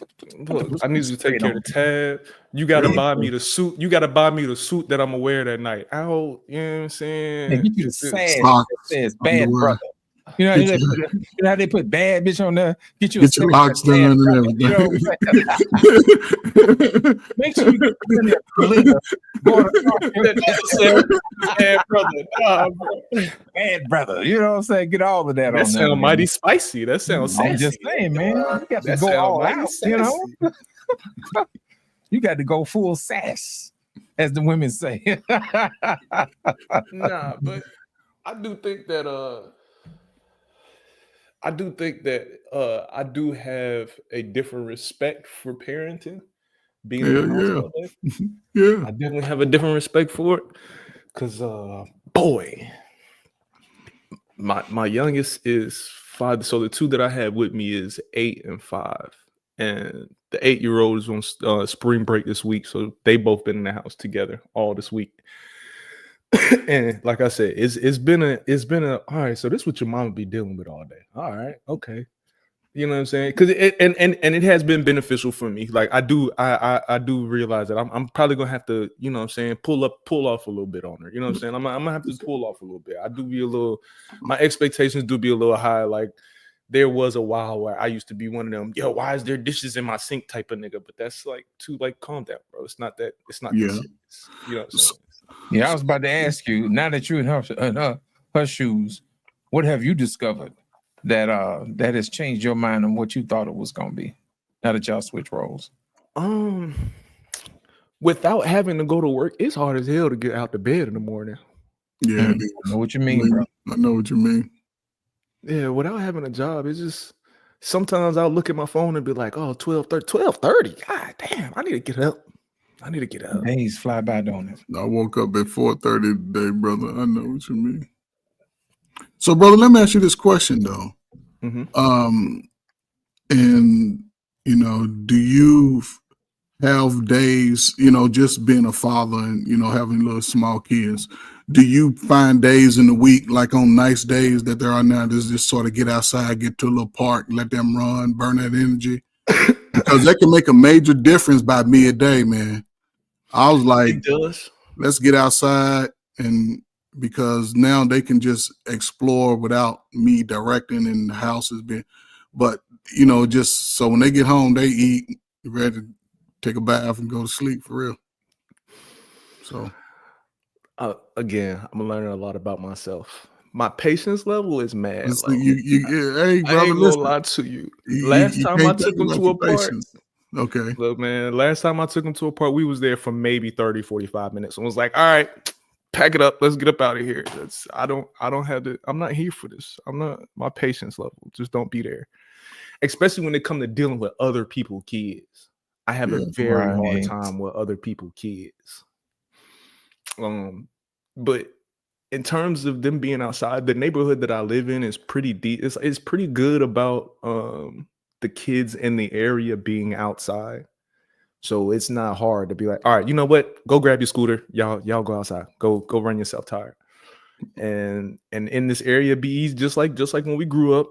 Go outside and play. And when the street lights come on, you come back in the house. And I can stay in my driveway and I can look to the right. I can see where they're at. I can look to the left. I can see where they're at. There's kids outside everywhere. So whenever I need to send them out there, they can go. Yeah, just take a book outside your lawn chair, man. Sit out in the driveway, your little cold beverage. You know what? This is the time, man, where you could be teaching them some of life's lessons.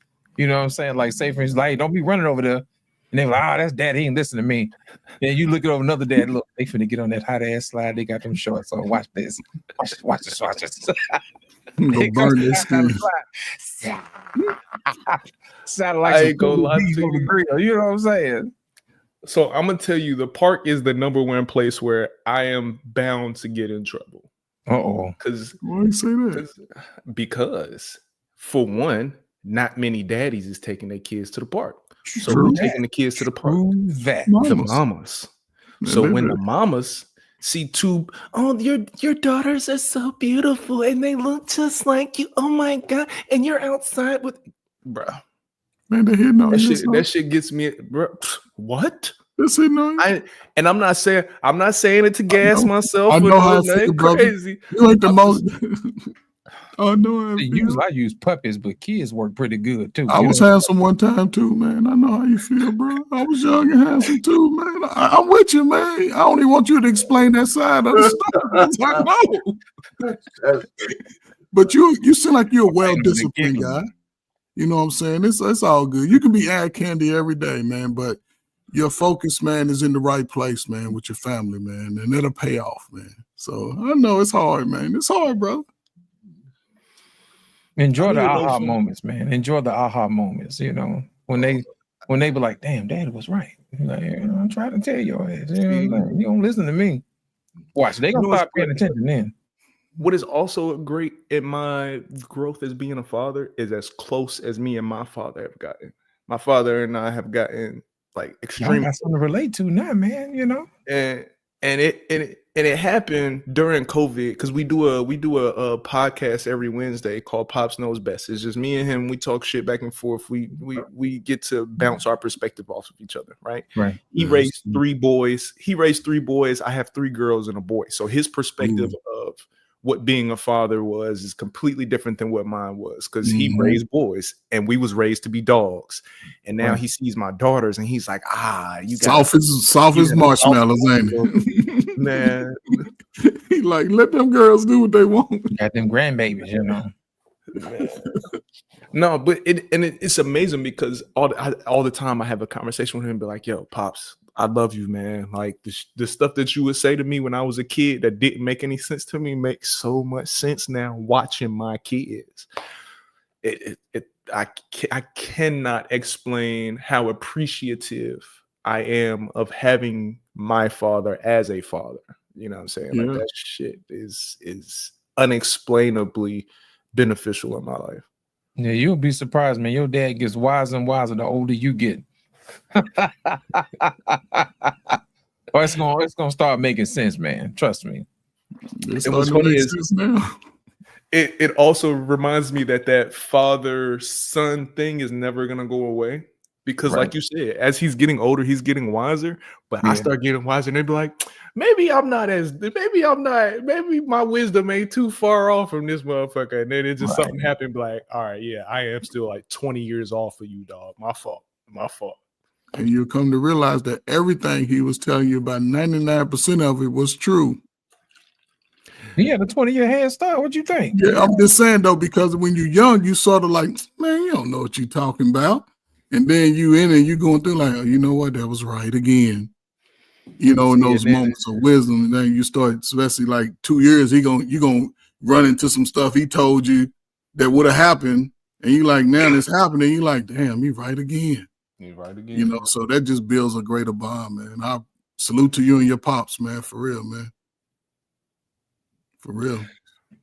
I'm from y'all's perspective, what would you say was like a difficult transition in terms of like parenting your kids? Was it like becoming a teenager? Was it now you outgrown and doing your own thing? Like what was a difficult transition for your parenting? R-Pain, you can go. Yeah. And then Trey first. He has two girls. Yeah, I mean, it's a good question. I think difficult is not the word I would use. I think I always anticipated a natural transition from my girls being adolescents to teenagers to college to adults. And one of the things I had I kept in my mind is as they grew older, the conversations and the things I expect from them and our conversations with them had to mature. You know what I'm saying? Once they got old enough, especially because they both went away to college, but they were close. You know, they were like within 20 miles of me when they went away to college, but I wanted them to get that away from home experience. So as they got older, my conversation with them matured, because I was giving them deference. I didn't want to treat them like little girls anymore, right? Because I have two daughters. So I really didn't have any problem with the transition because I knew it was going to come. When they were teenagers, I treated them like teenagers. When they went to college, I treated them like young adults trying to find their way. And then when they got their jobs and now they're making their own money, I treat them like women. And our conversations are, instead, I'm always the dad. I had to talk my oldest daughter a couple of times. I said, listen, remember, now we ain't friends. I'm your pops, we ain't friends. So let's not get too familiar. So when you talk to me, we have to have that certain baseline of respect. But now I treat them like women. So the conversation is more like I'm more of a mentor, father mentor. And since that my daughters, both of them are not married, I'm still the man who's covering them. Yeah. And I told them that. I said, listen, the reason why I want you both to get married is because women can't project this way. I said, listen, you might be all this woman shit right now, but when you're in your 40s and 50s, if your biological clock closes, you're not going to be thinking the same way. Right? So this whole feminist shit, you don't need no man and all this kind of stuff, they ain't that bad. But I'm just saying, I want y'all to have a guy covering you so I can go to sleep at night. I want a man that I could trust, because just like I did with my wife's father. So our conversations change. I have family dinners when they come home, at least once a week. One of my daughters is out of the house, the other one still lives with me, and she's 26. So I have dinner. So when we come together, we have conversations. And those conversations, we talk about a lot of different things. And it's adult shit, right? Because they're out in the world now. They're working, and so I didn't have any real trouble with the transition at all, not because I anticipated it. And even though it sounds like retrospect, but it was true. Like I was older. My youngest daughter, I was 41 when I had my youngest daughter. So when my oldest, I was 30, 35, 34. So my household was kind of already settled, with me and the wife. So when they came into our house, we had the house, we were stable. So I didn't have to grow up at all with my kids. So my mental was a little bit more mature. So I kind of anticipated a couple things. Then when I had girls, I bought some books, to read on how to raise girls. Mm-hmm. If I had boys, it would have been different. Because I know, like I said before you got here, if I had sons, it would have been a little different. You have to be cerebral with girls, but with boys too. But if your son, says too much, that you could brace his ass, right? You can grab him, throw his ass around the room. No, you can't. You can't do that with girls. You know what I'm saying? Hey, look. Through my teenage years, all my t-shirts, the collar of all my t-shirts, all that right here. So I was prepared. I guess I was prepared to raise girls, man. Yeah. So that's my answer to that. I didn't have any real trouble. I was anticipating transitions for them. And my goals that I had for them, they met. Yeah. I want them to get through their teenage years without carrying some assholes babies. Excuse me, anybody out there like that. I didn't want them to get pregnant out of wedlock. Yeah. Right? My girls didn't have no boyfriends. when they were in those teenage years, those 16 years old, I got a boyfriend. No. For sure. They were just busy. I had them busy all the time. They had shit. I was driving them to practice for this, the music, the sports, the this, the that. And then, you know, once they matured, then they started making some of their own choices. And I had my conversation with them. Don't make no mistakes you can't come back from. Mm-hmm. That kind of stuff. You know, the birds and the bees. You know, if you're going to have sex, make sure that guy's wrapped up. I don't care how much you like him. You know, and that stuff. So now that they're grown women, they can make some choices on their own now. I don't try to dictate that. Mm-hmm. Trey Farr, was on you, brother. Appreciate it. Yeah. He asked a great question, man. You know, like I have a son, you know, who just turned 21 in January. And the conversations my father used to give to me, he gave it to me just because. It wasn't a time where something blew up, then he wanted to have this long conversation. You know what I'm saying? He talked to me even in times of peace, driving in the car, just pointed out certain things, certain type of little things to look out for. And, you know, he used to ask me questions on how I felt. And then what do I think? You know, and you know, he's an old school guy. He wasn't go give me a long question. He just gonna expect the answer, make sure I understood it. And he spent time with me. You know, me and my father have some similar interests. You know, he plays sports. I play sports. We watch a football game, you know, and he'd show me how to do stuff one time. He at least showed me and made me do all the work. I was a boy. I'm doing all the work. He just the teacher, the instructor. And I think that was some of the greatest things he ever did. And he kept it real, man. My father kept it age appropriate. He kept it real. And that's one thing I appreciated, because when I started dealing with people outside of my family, then a lot of people couldn't get on my nerves. I wasn't going to let you bother me. I wasn't going to let you run down that stupid stuff. And I knew how to follow my gut instinct. You know what I'm saying? You guys, you know, young people, they get into dumb shit. You ain't leading me. If we was all hanging out, you ain't leading me. I'm doing it because I want to. And if you're going to do something stupid, breaking in cars and busting out windows, count me out. You know what I'm saying? I just was able to make good decisions like that. I knew I wanted to do something out the high school. I went to college, dropped out, joined the military, finished the military, went back to school, took care of that. I always wanted to be, you know, the picnic guy. You can come to my house and get some ribs on cookout day. You know what I'm saying? I'm going to throw football with you. One thing I learned, even with my son when he was younger, I was never too tired to give him 10 minutes, even if I had to sit down on the floor with him and fall asleep on the floor. That was just me. I'm a Gen Xer, man. We worked through it. It wasn't like, oh, if I can give you 10 minutes, that 10 minutes may be all you need. You know, and I'm going to go on about the rest of my day. I'm going to show you. With that one. I'm sorry. Huh? You fucked me up with that one. What you mean? No, in a good way. I'm never too tired to give him 10 minutes. Like you like, damn. Yeah, just 10 minutes. You know, my father wasn't hugging on me, but I knew he loved me because he used to always talk to me. And my father used to talk to me drunk.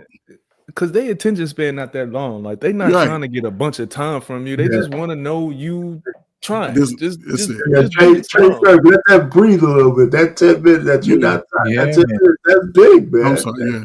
That's 10 minutes, man. I'm telling you. People don't realize, man, people think it takes a lot to raise the kids. But like Trey first said, it's 10 minutes at a time, man. And them 10-minute conversations, man. Think about it. When you train up a child, their attention span is already short. So what you should do is you should tailor their learning to how they learn. You know, as they get older, they'll be able to have long conversations, just like this social media age. And everybody's attention span, like TikTok, is maybe 2 seconds. And I was surprised and shocked that it's that long. You know, if it doesn't grab your attention the first 2 seconds, they're not gonna watch the other 49 seconds. You know? And when I tell people I got a podcast, I'm like, you better get ready to pull up a drink, baby. Because I ain't got no jump cuts. I'm going to sit down and we're going to have a long conversation. This is cerebral work we doing over here. We let things breathe and let it pause because we're gonna be talking. You know what I'm saying? We're gonna let that thing do what it do. But with kids, their attention span is short, and you have to give it to them in bursts. And I think about 10 minutes is probably about as long as any kid can hear their daddy talk anyway, or their mama talk anyway. You know what I'm saying? It's like, yeah, dad, get to the point I'm gonna go outside and play. You know, I'm trying to get back to this. I'm trying to get back to this YouTube shorts, Pop. Right. But here's the thing, man. I think a lot of times there's small lessons that make a big difference when it comes to raising kids. One of the greatest lessons that my dad taught me was peer pressure and how to handle it. You know what I mean? Because kids would talk each other into doing dumb stuff. And he told me, he said, you got to realize they don't know just like you don't know. Right. You know, they're the same age as you. What make you think they know more than you do? And you read and they don't. So why would you listen to them? I'm like, damn, you're right. You know what I'm saying? And your mom would say stuff, well, if your friends jumped off a bridge, would you jump off a bridge too? No, I wouldn't do that. I mean, it looked fun. You know, I'm gonna wait to see if he could come back alive. I got I'm worried about that would jump off the bridge. I got one. I got one I'm worried about. You just be following whoever to do whatever the fuck. You just don't even care. You just do whatever you see everybody else doing, huh? Listen, I'm gonna tell you, my dad was a character, man. You know, we used to do dumb stuff with kids. And then once I had to go to the emergency room, man, because I had busted up my hand punching through glass or whatever. Because you know, hanging around my cousins or whatever, you know what I'm saying? I can punch through glass like the Hulk and all this other stuff. So we sitting up in the emergency room chilling, and then all of a sudden, you know, he look at some other little kid with his leg all busted up. And I was like, he looked over me, he said, he jumped off the bridge. Like he punched through that glass. You know what I'm saying? He jumping and you punching. Yeah, he jumping. That peer pressure, man, that thing hell, man. You know, so don't always listen to what your friends say, you know. Yeah. If, think about it, man. The God wanted us all to be the same, man. He'd have made a Xerox machine. Yeah. And it all look the same. You had the same experience. That ain't what this world all about. They all supposed to be different. So, you know, you got to, the most valuable thing you can teach kids, man, is to embrace who they are and appreciate who they are and appreciate other folks who they are. You know, you won't have time to bash people, man. Let me ask this question. In terms of raising your kids and them being able to protect themselves outside in the world, do you think it's better to like teach the no violence and build from there? Or like my philosophy is be ready to put your hands on any motherfucking body and try and talk them down from there. Like I don't want my kid to be a bully, but I don't want you to be a cupcake either. And I'm curious of what y'all feel like the approach is in coming into that. The easiest way is to teach them how to defend themselves physically first. You know what I'm saying? Because most times people don't want to negotiate, you know what I'm saying, right off the bat. Now, if it's something they can avoid, then I think that teaching our kids to have negotiation skills is important when it's appropriate. But also you should believe in making sure that they know how to take care of themselves in the event somebody else ain't trying to hear what they're trying to say. You know, like, oh, I tried to negotiate with you. Now I got to kick your ass. You know what I'm saying? I tried to give you a chance. So now, once you've exhausted diplomacy, then you can get into some gangster stuff, you know, now that you ain't trying to be no gentleman no more, you know, but that's how it is, man. My brother, you ever seen the Jackson Family movie? Yes. You remember the scene when Joe had his sons fighting in the yard? Mm-hmm. It wasn't just a fight. It was to, like he said, defend themselves, right? The whole family saw brothers having to take turns, right? But still, he monitored in the way with the other children in the neighborhood. See, you are a father, right? And just your presence around the other kids that your children may be involved with around can make a world of a difference in how they interact with your children. You know what I'm saying? Be fair. Be fair with all the children. But there's some little kid that probably got long hair like you, same complexion, that could use you to say, hey, little fella, come here, man. What you doing, man? You a good guy or you a bad guy? And just talking some sense. And those little nuggets, man, carry, because let's just say a year from now, 2 years from now, your kids are down the street riding the bike, and then somebody else is trying to be a little bully. But those little guys can say, hey, man, Leave them alone. You know what I'm saying? And come and say, Mr. Watts, they down here messing with your babies. You know what I'm saying? So it seemed like it ain't a lot, but to a little kid, those little, hey, little, come here, what y'all doing? Y'all leave her alone. See, and now they'll always see you as that face of recognition and protection. You'll understand it once you see it. It's hard for me to really explain it. Oh, But no, you're I'm present. understanding exactly what you're saying as you're saying that. And I'll say this one little thing about you have how many children in the home? In the house is 2. Okay, so this is always been an award-winning practice because I used to work with fathers, right? I said 10 minutes, right? If you can find 20, 30 minutes for each child separately, man, that's a game changer. Separately, and do whatever they want to do. Whatever they want to do for that 10, 20, 30 minutes, man, that's a game changer. I'm telling you. As they start to grow, they're going to be so trustworthy of you, man. They're going to come and tell you everything. They're going to want you to know because they trust you, and they don't know that you go give them the best advice. As long as you understand it righteously, man, I'm telling you, what you're doing now could probably leapfrog everything that y'all trying to build tenfold in the 10 years. So if your woman stays consistent and starts to circle back around to the way you had it, and by everything that y'all doing, I'm telling you, man, it could grow tenfold. I'm just saying, you can try. I'm not saying don't do it. You're going to get a lot, but once you get something, don't be afraid of it. Go ahead and try it out. Try it out. You could always say, little light skin dude, that shit didn't work. Lost in translation, that shit didn't work. But when it do, you hold on to it. Little nugget, our paint. Buy books, read. You know what I'm saying? All that little stuff. Oh, I know it works, man. So, One-on-one time is important. You know, it's important for a kid to get that time alone with that one parent so that the focus is totally on them so they can feel like they're heard. Because think about it, in a world of other people or whatever, other kids, other family members or whatever, sometimes kids can blend in the background, you know, and that's the reason why a lot of times kids go unnoticed. You know, they don't understand that they have insecurities that they're afraid to tell other people because they are afraid of what other people may think. That's that peer pressure I was telling you about. So that one-on-one time, you're basically creating a safe space for that person to tell you who they really are. And once you're able to do that, that creates a bond that can't be broken, man. You'll be surprised. That one-on-one time is important, especially if you have like twins or kids that are close in age. Well, we'll think we're being efficient by talking to them all at one time, but we're not really developing that one-on-one relationship that actually is a muscle that they're going to use when they get into relationships when they get older.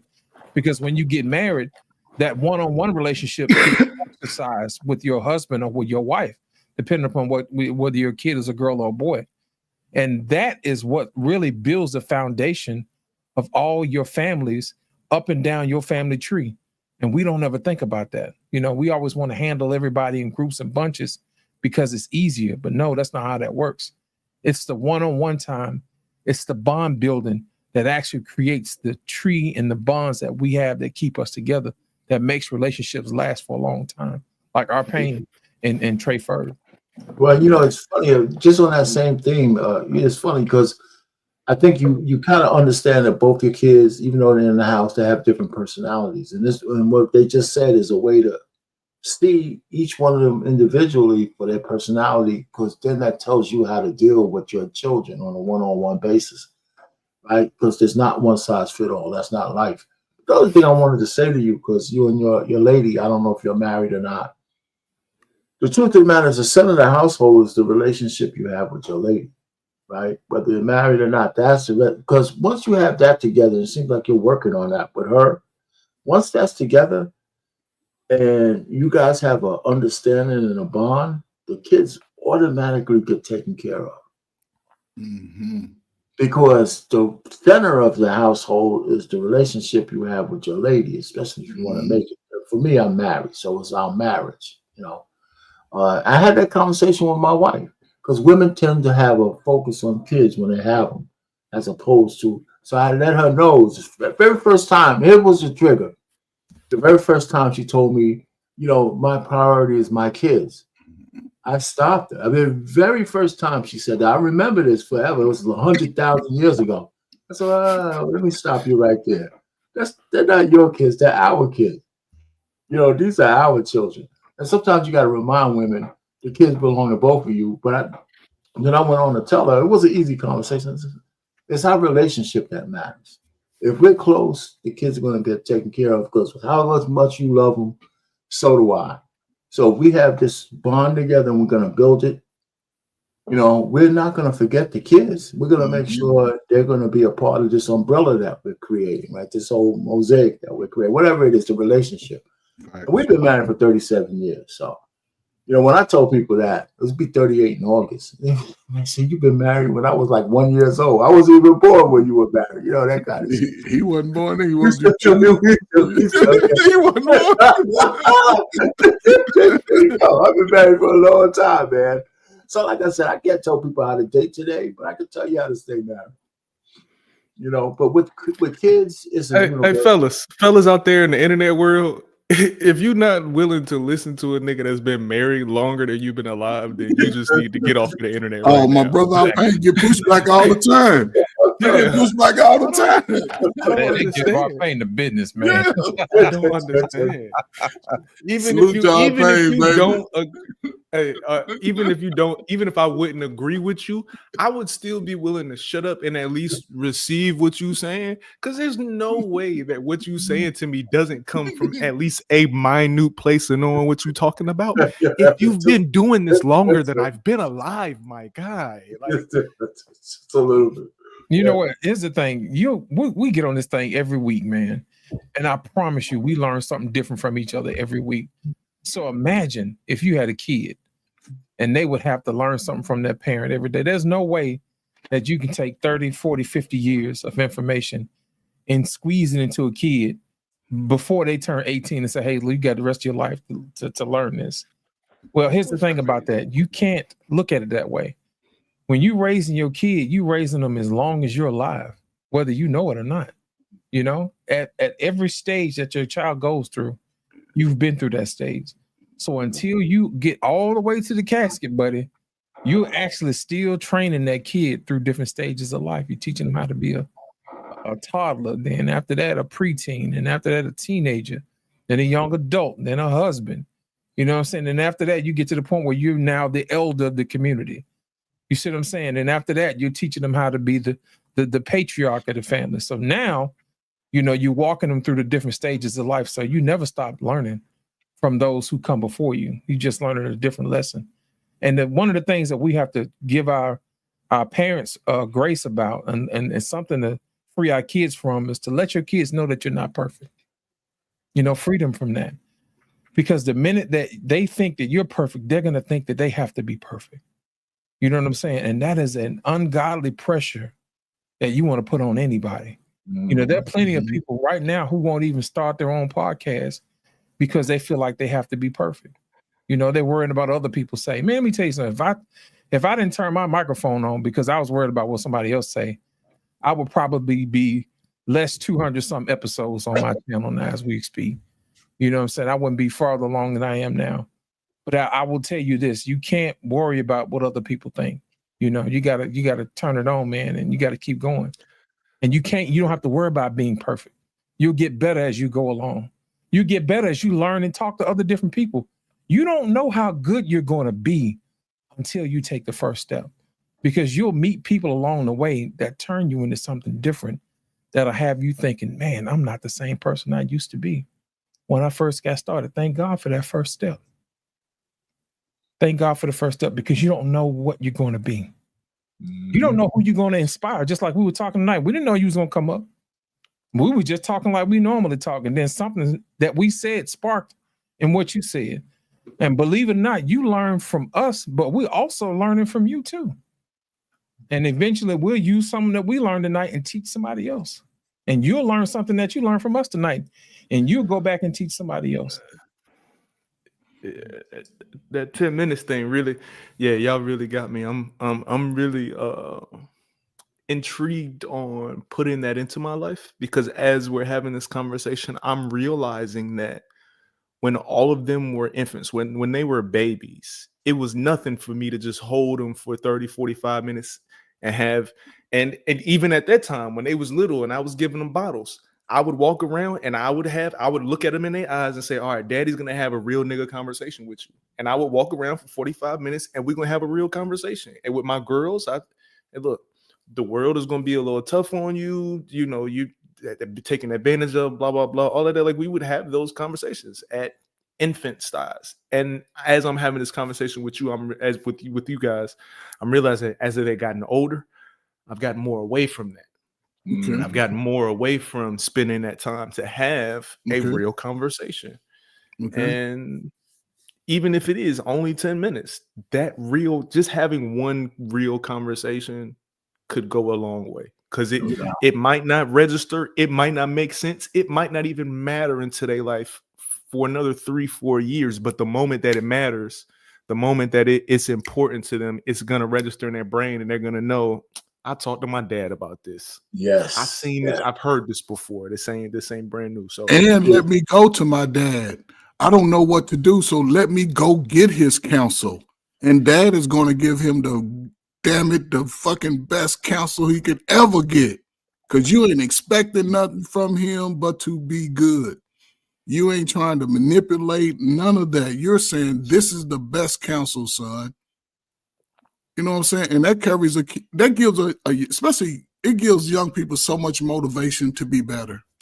It gives them motivation because they always got that, my daddy know, he told me the right thing to do, so I'm going to do what he tell me. I ain't going to listen to nobody else. I'm going to follow my gut instinct. So, man, despite what YouTube rhetoric is, man, just the fact that you have a story like this and it's, right in the middle of the play, it's like the game is being played right now and people are trying to fight against what you're able to pull off. Man, kudos, man, for real, man. For real. It'll pay out. You'll see it when you're ready for it. Right now, you ain't ready. He ready. No, he ain't ready for the full benefit of it. Oh, yeah. When you see it, that shit, you'll notice it. Yeah, you're gonna be thankful for what you did. It's funny, but this story is based on what you just said, man. Case in point, I was at Thanksgiving dinner. My daughter might have been in 9th grade. And she was talking about, I had a whole family around the table, grandmother and everybody. And she mentioned that this boy in her class, they were going to go to the movies. They wanted to go to the movies, the girls and all that. He says, well, can you pay my way to go to the movies? And she mentioned that. And I looked at her, and I had a flash. I said, all I thought about was some dude on her couch and she's paying the bills, right? That's all I thought about. I said, you know what? Here you go. I said, let's come on, we're gonna talk about this a little bit later. So we sat down and we talked. I said, don't you ever think about, because she didn't have no money. I'm giving her money. Don't even think about giving her money, taking a boy. If he wants to take you to the movies, let him sell bottles and shit like that so he can come up with the money. I said, you don't have, because at one point it was 7 years between her and her younger sister. So she always wanted a sibling, so she was extra friendly. She was extra friendly. She always wanted somebody. So I knew psychology of her. So I said, listen, you don't have to pay for nobody's friendship, ever, boy or girl. I said, so you don't pay for no boy. He want to take you out. He gonna, he has to come up and pay. So I said, so she understood me. I said, if they don't want to be with you, if you're not doing these extras, let the door hit them on the ass on the way out. 6 months later, she said, Dad, you don't think I listened to you. But you know what? I told what you told me to all the girls in the class. We told the boys, get the hell out of here. We ain't doing nothing for you guys. We ain't, if y'all need money, go find it somewhere else. She actually listened and put that in perspective, because in my head, all I could think of, especially in the Black community, how many women take care of dudes who ain't doing nothing, right? Even though this wasn't that, it was just my mental extrapolation, right? So I just, so the fact that she listened and then told me the story almost 6 months later says it resonated with her. And it just so happens that I was at the table at the time. That's when I talk about serendipity. Sometimes your kids say stuff And if you ain't around, you can't correct something that they say wrong, or you can't hear something that they say right.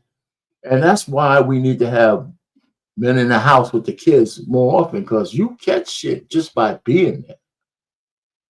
You know, You know, I tell my nephew Arpain, when he's going out with these girls, I said, look, if she don't offer to pay, don't fool with her, because she using you, bro.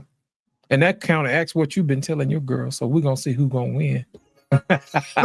What I'm saying is, well, they're Not grown the sprinkle. now. No. Well, that was when she was younger. Yeah. As a grown woman and all that, she can make a different decision based on the situation. But No, as a teenager and a young woman, no, not at that age. Because the only money she had was the money I was giving her. I'm not giving you no money to take her to do that. You think she gonna stay a little girl forever, Arpain? She gonna remember. No, but I'm saying as a grown woman, that's her choice. But as a kid, that's what I was talking about. What you think she gonna do? She gonna do what she remember, or she gonna do what she thinks she gonna do? Now Vince, she gonna do what work. Hey, look, she gonna do what work. Because if the right one with the right sauce come past, it don't matter what Daddy said. If the right one with the right sauce, and when she's an adult, I don't have no problem with that. But as a kid, that's the difference. As an adult, I have no issue with that. I'm not even going to get in the middle of that. I'm gonna tell you, like I tell my nephew, Arpain, sauce sold separately. You know what I'm saying? I would hope dripping sauce. Right. I would hope that a woman who was willing to come out of the pocket for a dude, they have some of the other prerequisites out of the way. Yeah, because women don't spend money on men that they don't like. Yeah, that's what I'm saying. So if those prerequisites are out of the way, that's up to them. When they're adults, man, like I said before, I recognize the differences in terms of age. When you're a 21-year-old, that's why I don't take no excuses from women. Well, I did something stupid. I'm 21, 22. They 25. You're a grown person, man. You gotta eat the accountability for the decisions you make. That includes my daughters. They just so haven't been making those mistakes. But the point is, I recognize that the fact they're women, I treat them as such. I don't baby them, and hell no. Do you think that release, the release that you're talking about, right? That freedom that you give your kid to make their own decisions, is that something that you held in? How can I ask a question that makes sense? Is that something you regarded as an age thing or a maturity thing? It's you know, if you're going to try to separate age, first is age. Yes, right? Because there's a legality to being 18. Okay. And then it's a maturity thing. Luckily for me, the age and maturity was in lockstep. When my girls were 18, they were prepared to go to school, college. They were prepared to leave my house because they had a plan. They didn't go to college just trying to figure out what the hell they were going to do. They had a plan. And just me, my youngest was going to be an architect. She went to college for architecture. So she had a path to run on. My oldest, she wanted to be an engineer, changed in a year and a half. She got into human resources. And she's working in her profession now. So they were prepared to go to college. And their mentality was of that of a young adult at 18. And that was one of the things I wanted to do. So I started treating them as such. So I don't know if that answers your question. Yeah. Because there is a difference. So sometimes just 18-year-olds are really immature. Really immature. And you have to take extra care. Yeah. But I was blessed. I'm not even lucky. I was blessed. One of the things that I did was I kept my girls, because they are girls, in proximity of where me and my wife live. So when they went to college, they were within 20 miles of my house. So if I had to go get them, I didn't have to travel across country. I didn't have to do all that shit. If something went down, I was able to reach out and grab them. Yeah. And that was important to me. It cost me some money too by doing that. It did. It really did. Because my oldest had a scholarship to my alma mater, but it was in Buffalo, New York. It was like 400 miles away. And so she wanted to go to the school in New Jersey where we are. And I told her, and she cried like a baby, man. I said, man, shit. And I said, she said, you just want to send me away. I said, you goddamn right, I want to send you away. it's going to save me this money. Then I just buckled. Then you gave in. I buckled like a chief. But I did tell her this. I'm gonna ramble just one little bit. I told her this. I said, this is I'm gonna pay out of pocket because you didn't get no money from this school. She went to Rutgers. I said, if you having loans, you're paying them damn things back. After what I can afford, if you have to go over that, you're paying them back. And that's exactly what happened. You know, that's when I brought her back home, she paid them back within like 3 or 4 years. But she only had like $35,000 worth of loans. But by her coming home and getting a job in her profession, she was able to pay it because she was stacking bread because I'm paying all the bills here.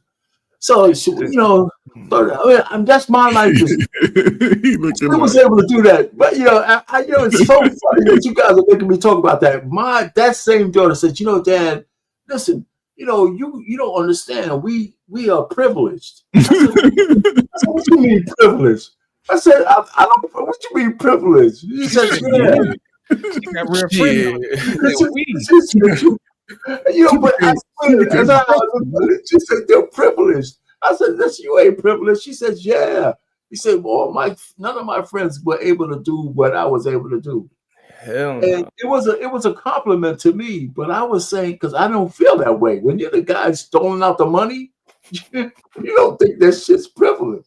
You know what I'm saying? It's golly. But anyway, man, but raising them two girls, man, was, you know, the book is open. And it's funny because they give me energy. You know, I should get in shape better, but they give you energy because every kid is like a book with chapters. That's how I look at it. And you want to read as many chapters as you can before you go, because all of us want to naturally go before our children. So I want to keep reading that book as far as I can go. Yes. Right. So I've been through so many chapters so far. It's really interesting to see how they develop and the decisions they make and all that shit. It's mushy, but that's the way I'm living my life, man. You know? Yeah. So I can't think of anything I've done any greater than marrying my wife and having those two kids. That's some of the greatest shit that I've done so far in my life. So, you know what? I'm gonna explain something to y'all. I'm gonna piggyback off what Arpain said. Arpain said that his daughters went to college to learn how to be whatever it is that they become. Right? She wanted to be an architect, that type of thing. I think the difference between relationships now and then is that back then men were trained to be husbands first before anything else. I think so. You could think about it. You can learn to be anything else that you want to be later on in life, but to learn how to be a husband first is where it's at, because it sets your motivation and tone and direction for everything else that you do. You know what I mean? Think about it. If you're raised to be a husband, guess what? Now you got to find a wife that was raised to be a wife.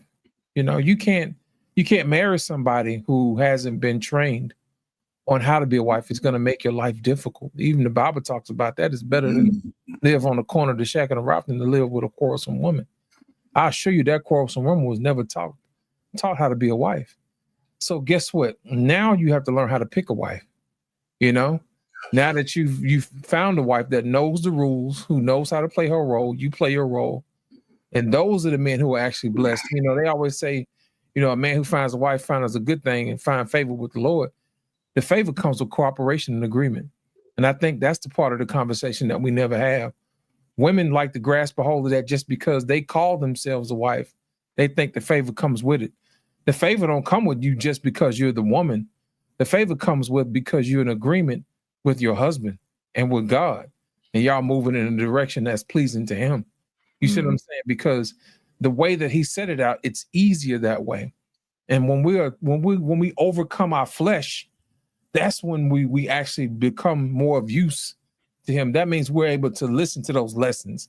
We're actually, as a father, you know, we listen to our father and say, you know, well, you was right, Dad.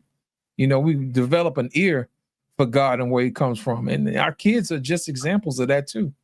You know, when you get younger, you know, when you get older, you start to realize that your dad knew what he was talking about.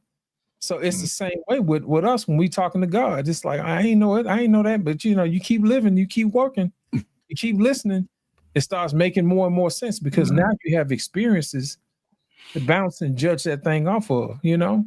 So my whole thing is this: when you have children, think about it as if you and them are writing their story together.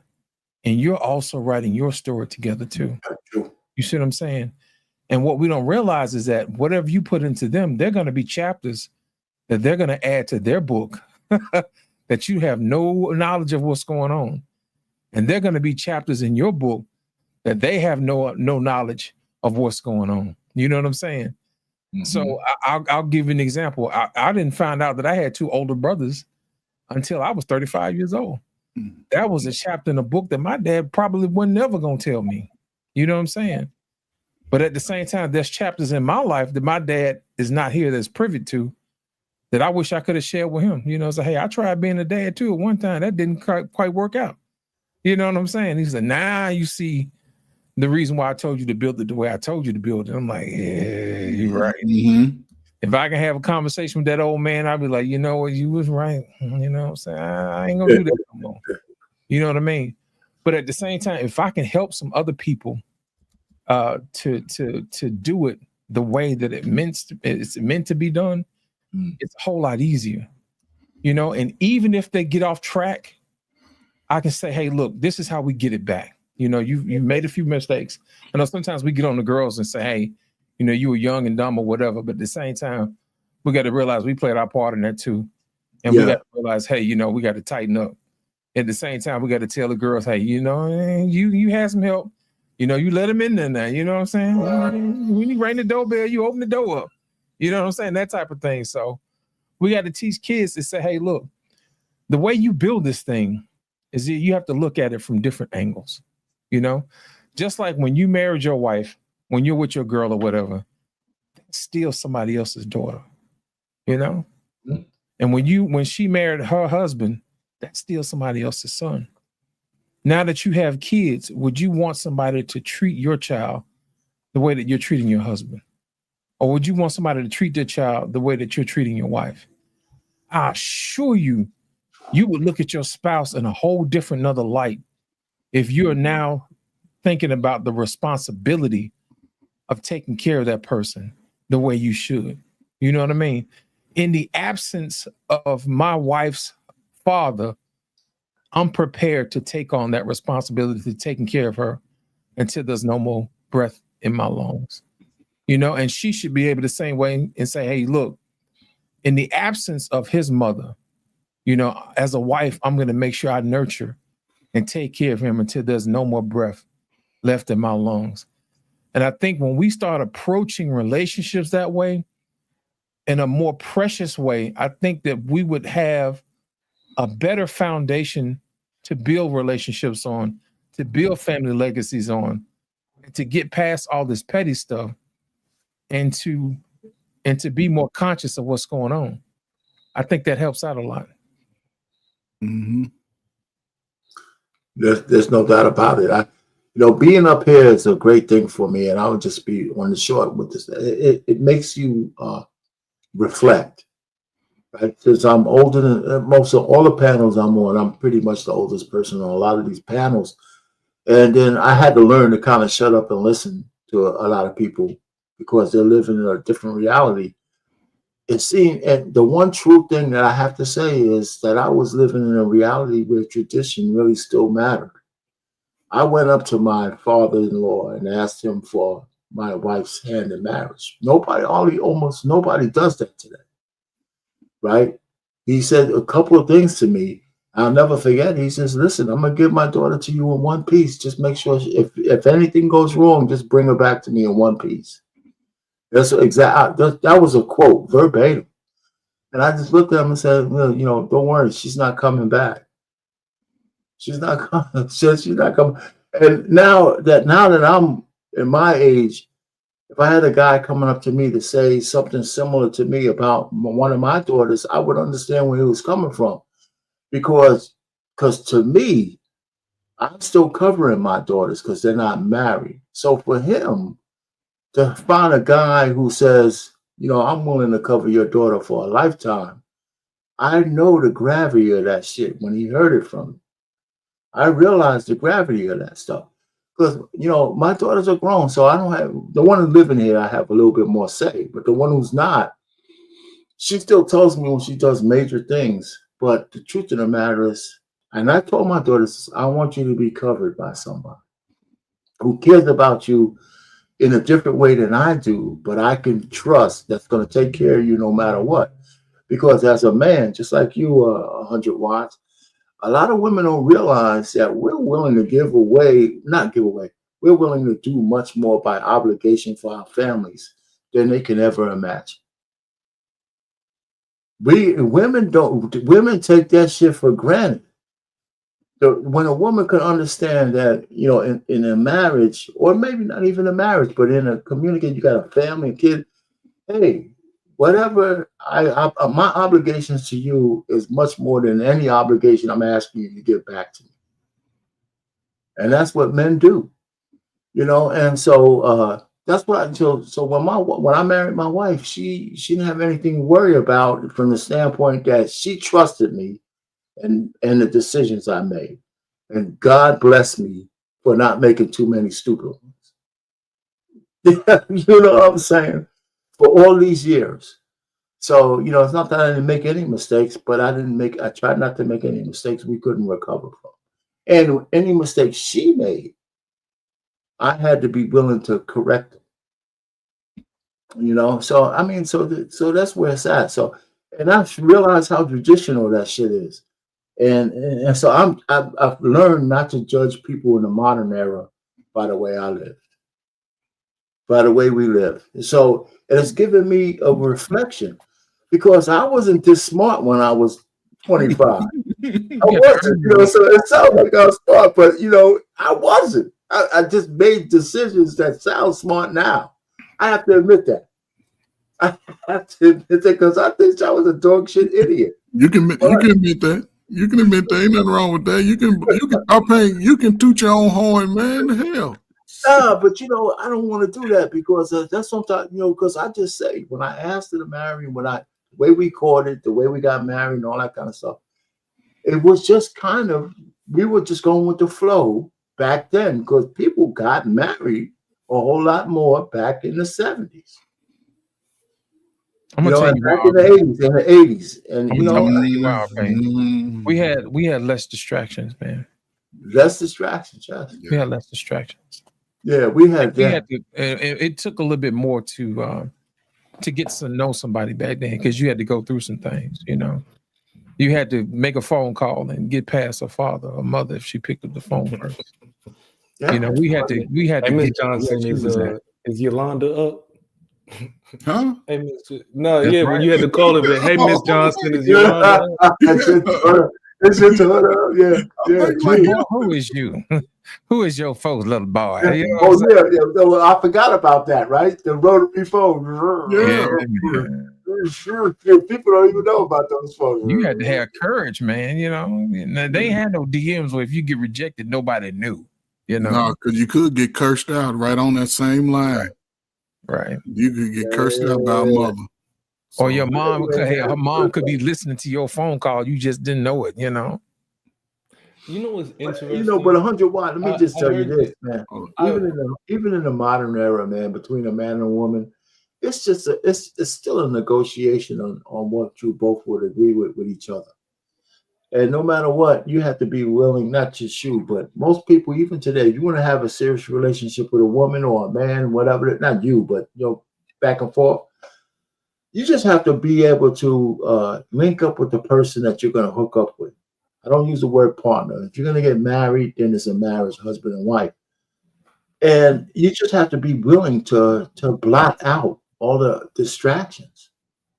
You just got to be willing because you know they're coming from social media, the parents and all that.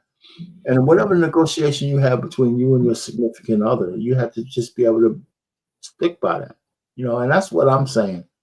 I think that's the big difference. I had less distractions than most people have today. Less people trying to intrude on your lives and less social media about people glamorizing debauchery and all that shit. You know, so that's You know just what, I'll give you an example, Arpain. Say, for instance, you hang out with your lady. This is let's say, for instance, it's the 80s, you know, before we had cell phones and pages and stuff like that. You would take her out to some field somewhere, and y'all guys would sit out on the hood of the car and look at the stars, and y'all would actually have a conversation uninterrupted. So now adjust the pokes that to 2025. Both of y'all looking at y'all phones, see who calling, you know, see what the hot trend topic is, you know, somebody sending you a meme or Oh my some God, type of if you reel send me or a funny meme reel, you sitting know. across the table from Right. me, don't be sitting across the table from me and you send me a meme. You know, you're not really building no relationship, no bond for real, man. Well, back then we could see the stars. Depending on where you live today, you can't even see the stars. Right. Looking up in the sky. Down in the Northeast, back at one point, even in the Bronx, you were able to look up at the sky and see the stars. Now, so much electricity going on, you can't even see them. Yeah, too much light pollution, man. You know. Yeah.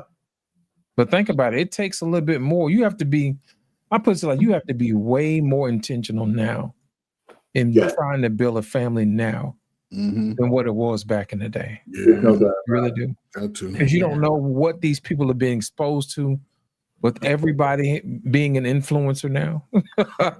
And you don't know where the hell they got their information from or what it's based off of. You know what I'm saying? It's just like to get money. You know what I'm saying? You ain't trying to help nobody for real. Yeah. You know? The subtle art of meeting someone new is completely gone. Yeah. And bro, you spoke about it. Those 10 minutes, a lot of young people, that's how long their attention span is with the person that they meet. It's about 10 minutes. Then they're ready to move on. So it's No crazy. bullshit. You know, but our pain, I was listening to you a second ago. You were talking about the traditional part of you know, speaking to your father-in-law before you got married. And I was thinking, I literally sat here and I thought about it. And after I graduated high school, I literally got all the way up into the age of 28 before I was dealing with a woman that had her father. When I say had her father in her life, I'm talking about could call him on the phone and actually have a conversation with him type shit. I can dig it. Like this, and it's wild to think about now. Like when you said it, it's wild to think about. Like I legit went through 10 years of my adult life dealing with women that don't talk to their fathers. Yeah. But you know what I will tell in terms of me even making the attempt to try to be respectful to go speak to him, or even just going to speak to him to try and understand, even if I'm just trying to talk to him to understand his daughter more, I can't even do that. Like exactly. You know what? There's a little unspoken rule that you don't know about. Your woman will have way more respect for you when you talk to her dad. You know why? It's because he was her covering before, so he was the authority in her life. So to her eyesight, you're her now champion. You see what I'm saying? Because now she knows that you're not afraid of her father, but at the same time, you're still seeking wisdom from this man. You see what I'm saying? So in her eyes, you're a big deal now. Yep. You're a big deal now. Yep. That's why it's important for guys to have that conversation with her father. Yeah. Because brother, it goes back to what you were saying earlier, right? And you know, we was talking about having those moments of trust as they go through that experience of those. Let's just go back to the 10 minutes when they get to that place in life as young adults where they trust you. They're going to allow you to be sort of important in their lives when it comes to choosing a mate. Our pain said, meet my daddy, meet my, you know what I'm saying? And let my parents meet. Those things you won't have to worry about because it'll be instilled in them. And I think I told my daughter that too. I said, listen, if you got a guy you like, you know, the first thing you need to be talking about is you got to meet my father. I said, if you don't want him to meet me, I said, then why are you dealing with this dude? Right. If you don't think he elevates to a point where he needs to meet me, then don't give me no bullshit. You shouldn't be dealing with him. And I tell her, grown or not, I told my oldest that too. I said, listen, you know what? You ain't no thought out here. You know, if this guy don't elevate to the level that you want him to meet your parents, then this guy ain't for you. Period. You know, and well, however that resonated, you know, she got one that she feels that way about, but that's cool. But I told her straight up, you can't, you know, you can't be over here just dicking around because you horny. No, hell with that. You know, I told her straight up. You know, and she a grown woman. And she looked and shake her head, yeah. I said, yeah, I'm serious, goddamn. You know what? I'm gonna tell you. Let me add this part, Joe. I said, listen, your biological clock ain't where you could waste that much time. In your 20s is one thing, but now that you 29, 30, I said, you can't be fooling around with no guy for a few years deciding on whether it's going to work out. You got to be intentional. If he ain't intentional, get rid of this guy. Period. And you know what? At the same time, Arpain, as a man, you want to talk to a father because let me tell you something. I've actually talked to some girls' dads, and I'm like, this ain't gonna work. The reason why I want to talk to the dad, I want to know if he's standing behind his product. Like real talk. You know, do you stand on your product, sir? Can you vouch for this? You know, because if you ain't done a good job, I'm sending it back to you. You know, I'm returning the sender. You know what I'm saying? Manufacturer. You know what I'm saying? It's still a warranty. I'm sending it back. You know what I'm saying? He said, man to man, this ain't no bullshit, is it? Hey, man to man, you stand behind your product or what, man? There's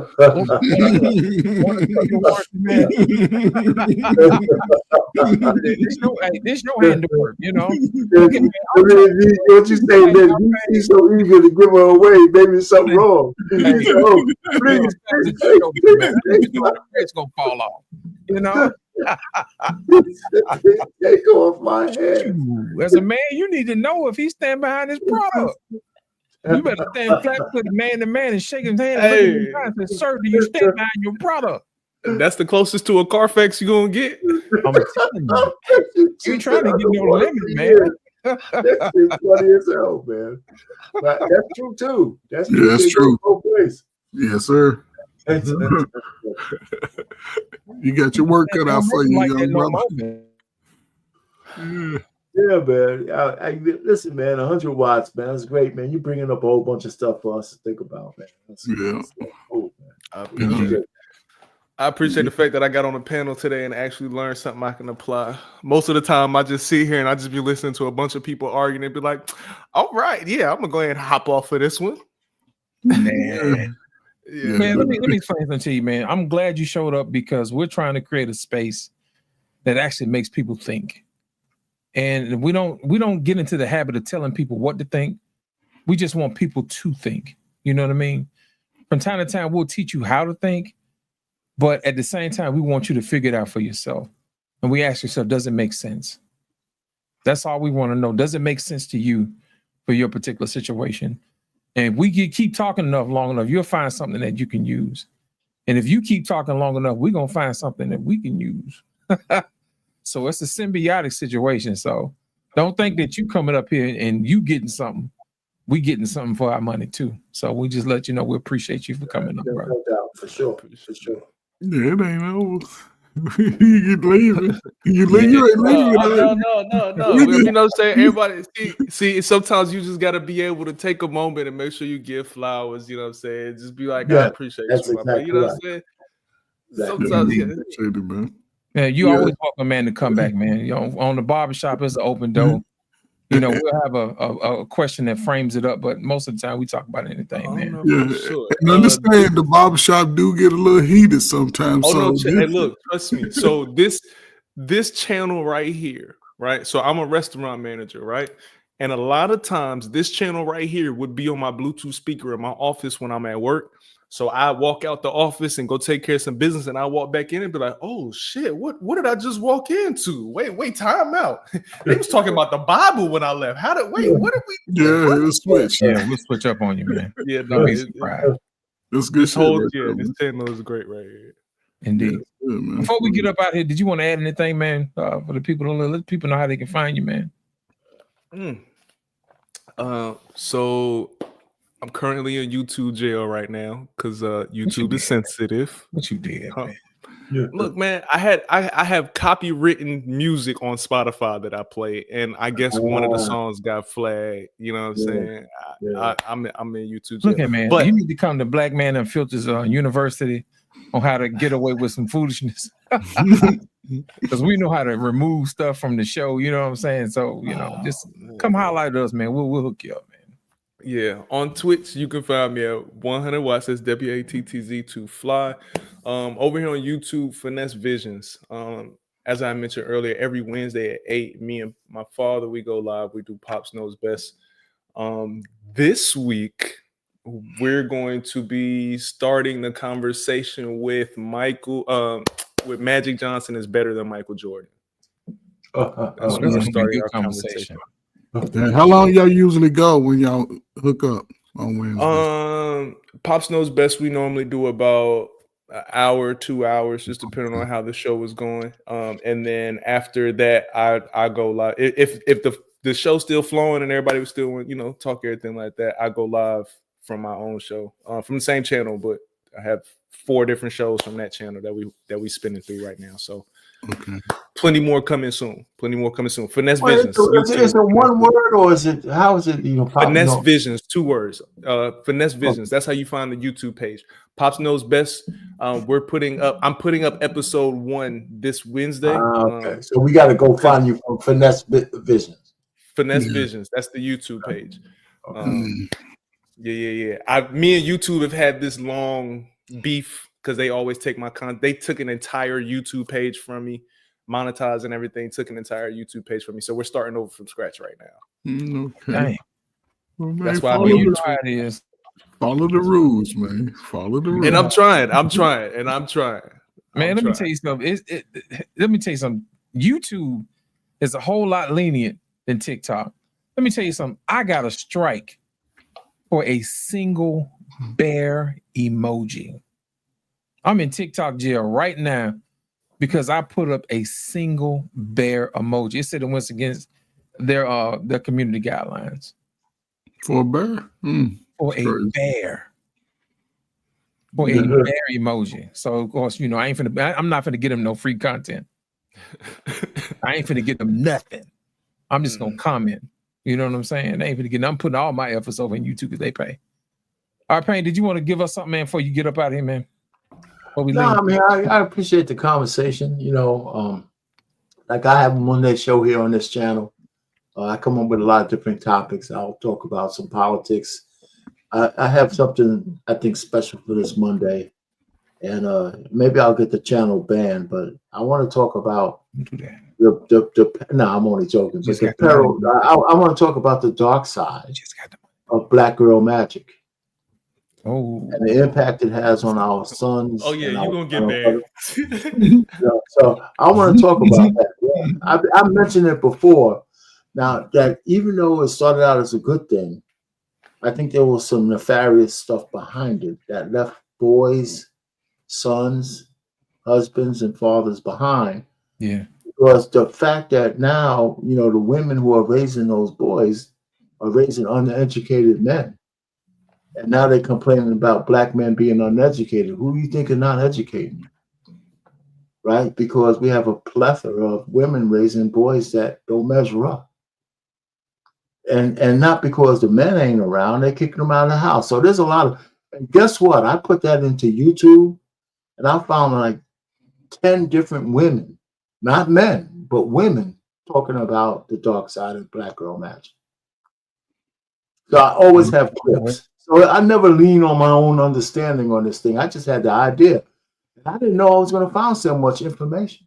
Oh, yeah. But Black Girl Magic was founded by, I believe, a woman who was a feminist. And I'm not sure. I think she might have also been a lesbian. I'm surprised. So not to have anything, I have lesbians in the family. But, if you're a lesbian, that means you have something about you that doesn't like men. You can't deny that. So I might talk about it. I might come up with something else, but I'm working on that. I stay political. I usually, but my home channel is called Marriage, Politics, and Sports. So I get into politics, relationships, and sports. So I'm gonna get into this relationship shit this time, and I hope I might try to find a woman to come up on the panel too. So I'm gonna figure it out. So I don't want to just be a man in the echo chamber. I want a woman to come up and say, "Yeah, I agree" or disagree, or at least have a perspective. So we'll see. That's Monday at 7 at Eastern. That's all I have. Hey, listen, 100 watts, man. Thanks for coming up, man. Because a lot of times these questions help me reflect and help us reflect. But you had some good points. God bless you. On what you're trying to do with your significant other and your children. We didn't even get into your other two, but that's a whole nother podcast right there. So anyway, man, good luck to you, man. God bless you, man. Hopefully everything works out. I appreciate it. Indeed. Trey Ferg, you want to leave us with some words of wisdom, brother? Oh, man, again, man, listen, man, we do a sports show here on BMU Network, 1-on-1 Sports on Wednesdays at 8. That's why I asked you the time. If I ever get a chance to get over, man, I'm going to definitely check you out, man.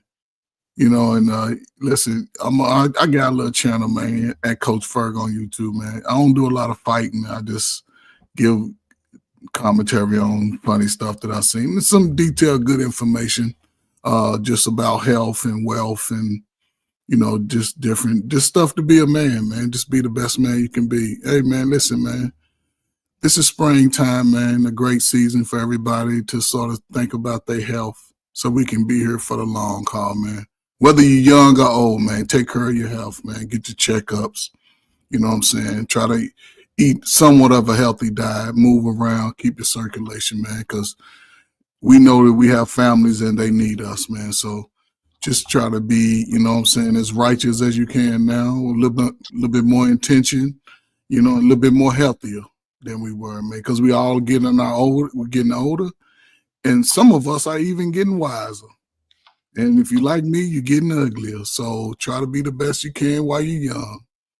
You know what I'm saying? Leave no stone unturned today because the information is there, man. And salute to you, brother, man. Again, I think you are what the world need to see in what you're doing. You have some things that is playing out in your favor.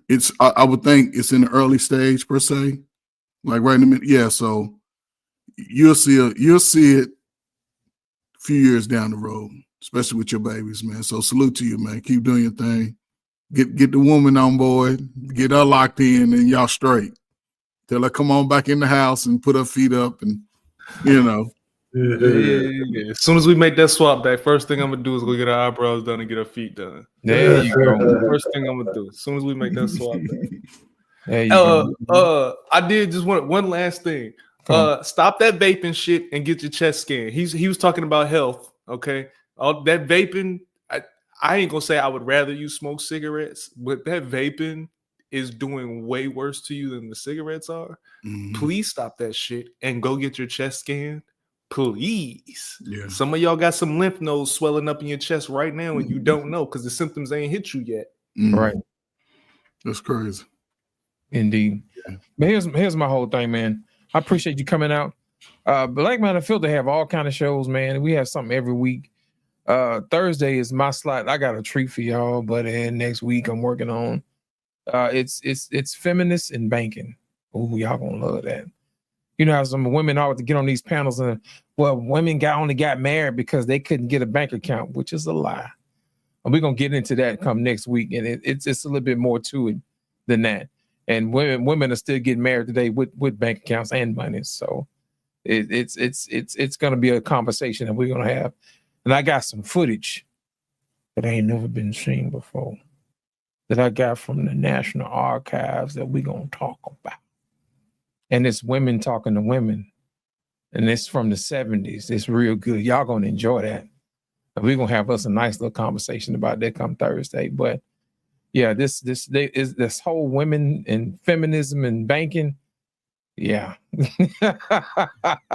We're gonna debunk all these lies and all these excuses why people shouldn't be married, because the information that people have gotten is coming from a place they have no idea where it came from. And once they see how horrible the places they got the information from, they wouldn't want to stand behind it. So my thing is this: it's up to us to do the research to find out where this stuff comes from, because a lot of this stuff they don't put on the internet, and it's up for us to find it. You know what I'm saying? So I'm gonna make sure I share that. Yeah, this Thursday coming up, because I'm on vacation next week, all the way up until Thursday. I'm gonna be out Monday, Tuesday, and Wednesday, so I can put this thing together. Because y'all know when I put stuff together, I do it right. I ain't finna put out no jibber jabber, and I stand behind what I say, and I also cite my sources in case somebody want to come back and just check my stuff. So I like to give people the right information to make this stuff up, because we want to make sure that we build families back the way they should be built back, instead of listening to foolishness from other people. Man, I want to thank y'all for coming out tonight. Our Pain and ran off. 100 Watts, thank you for coming on. Our Pain, thank you so much. Coach Ferg, 100 Watts, Katalia, and everybody else listening. Make sure you guys hit the like button. Make sure you guys hit subscribe on the way out, and then make sure y'all share the channel from time to time. It helps us out to us grow this thing. It's one thing for you to hit the like button. It's another thing for you to share, because this is always good information to have. I appreciate y'all for coming out. Thank you. God bless and good night.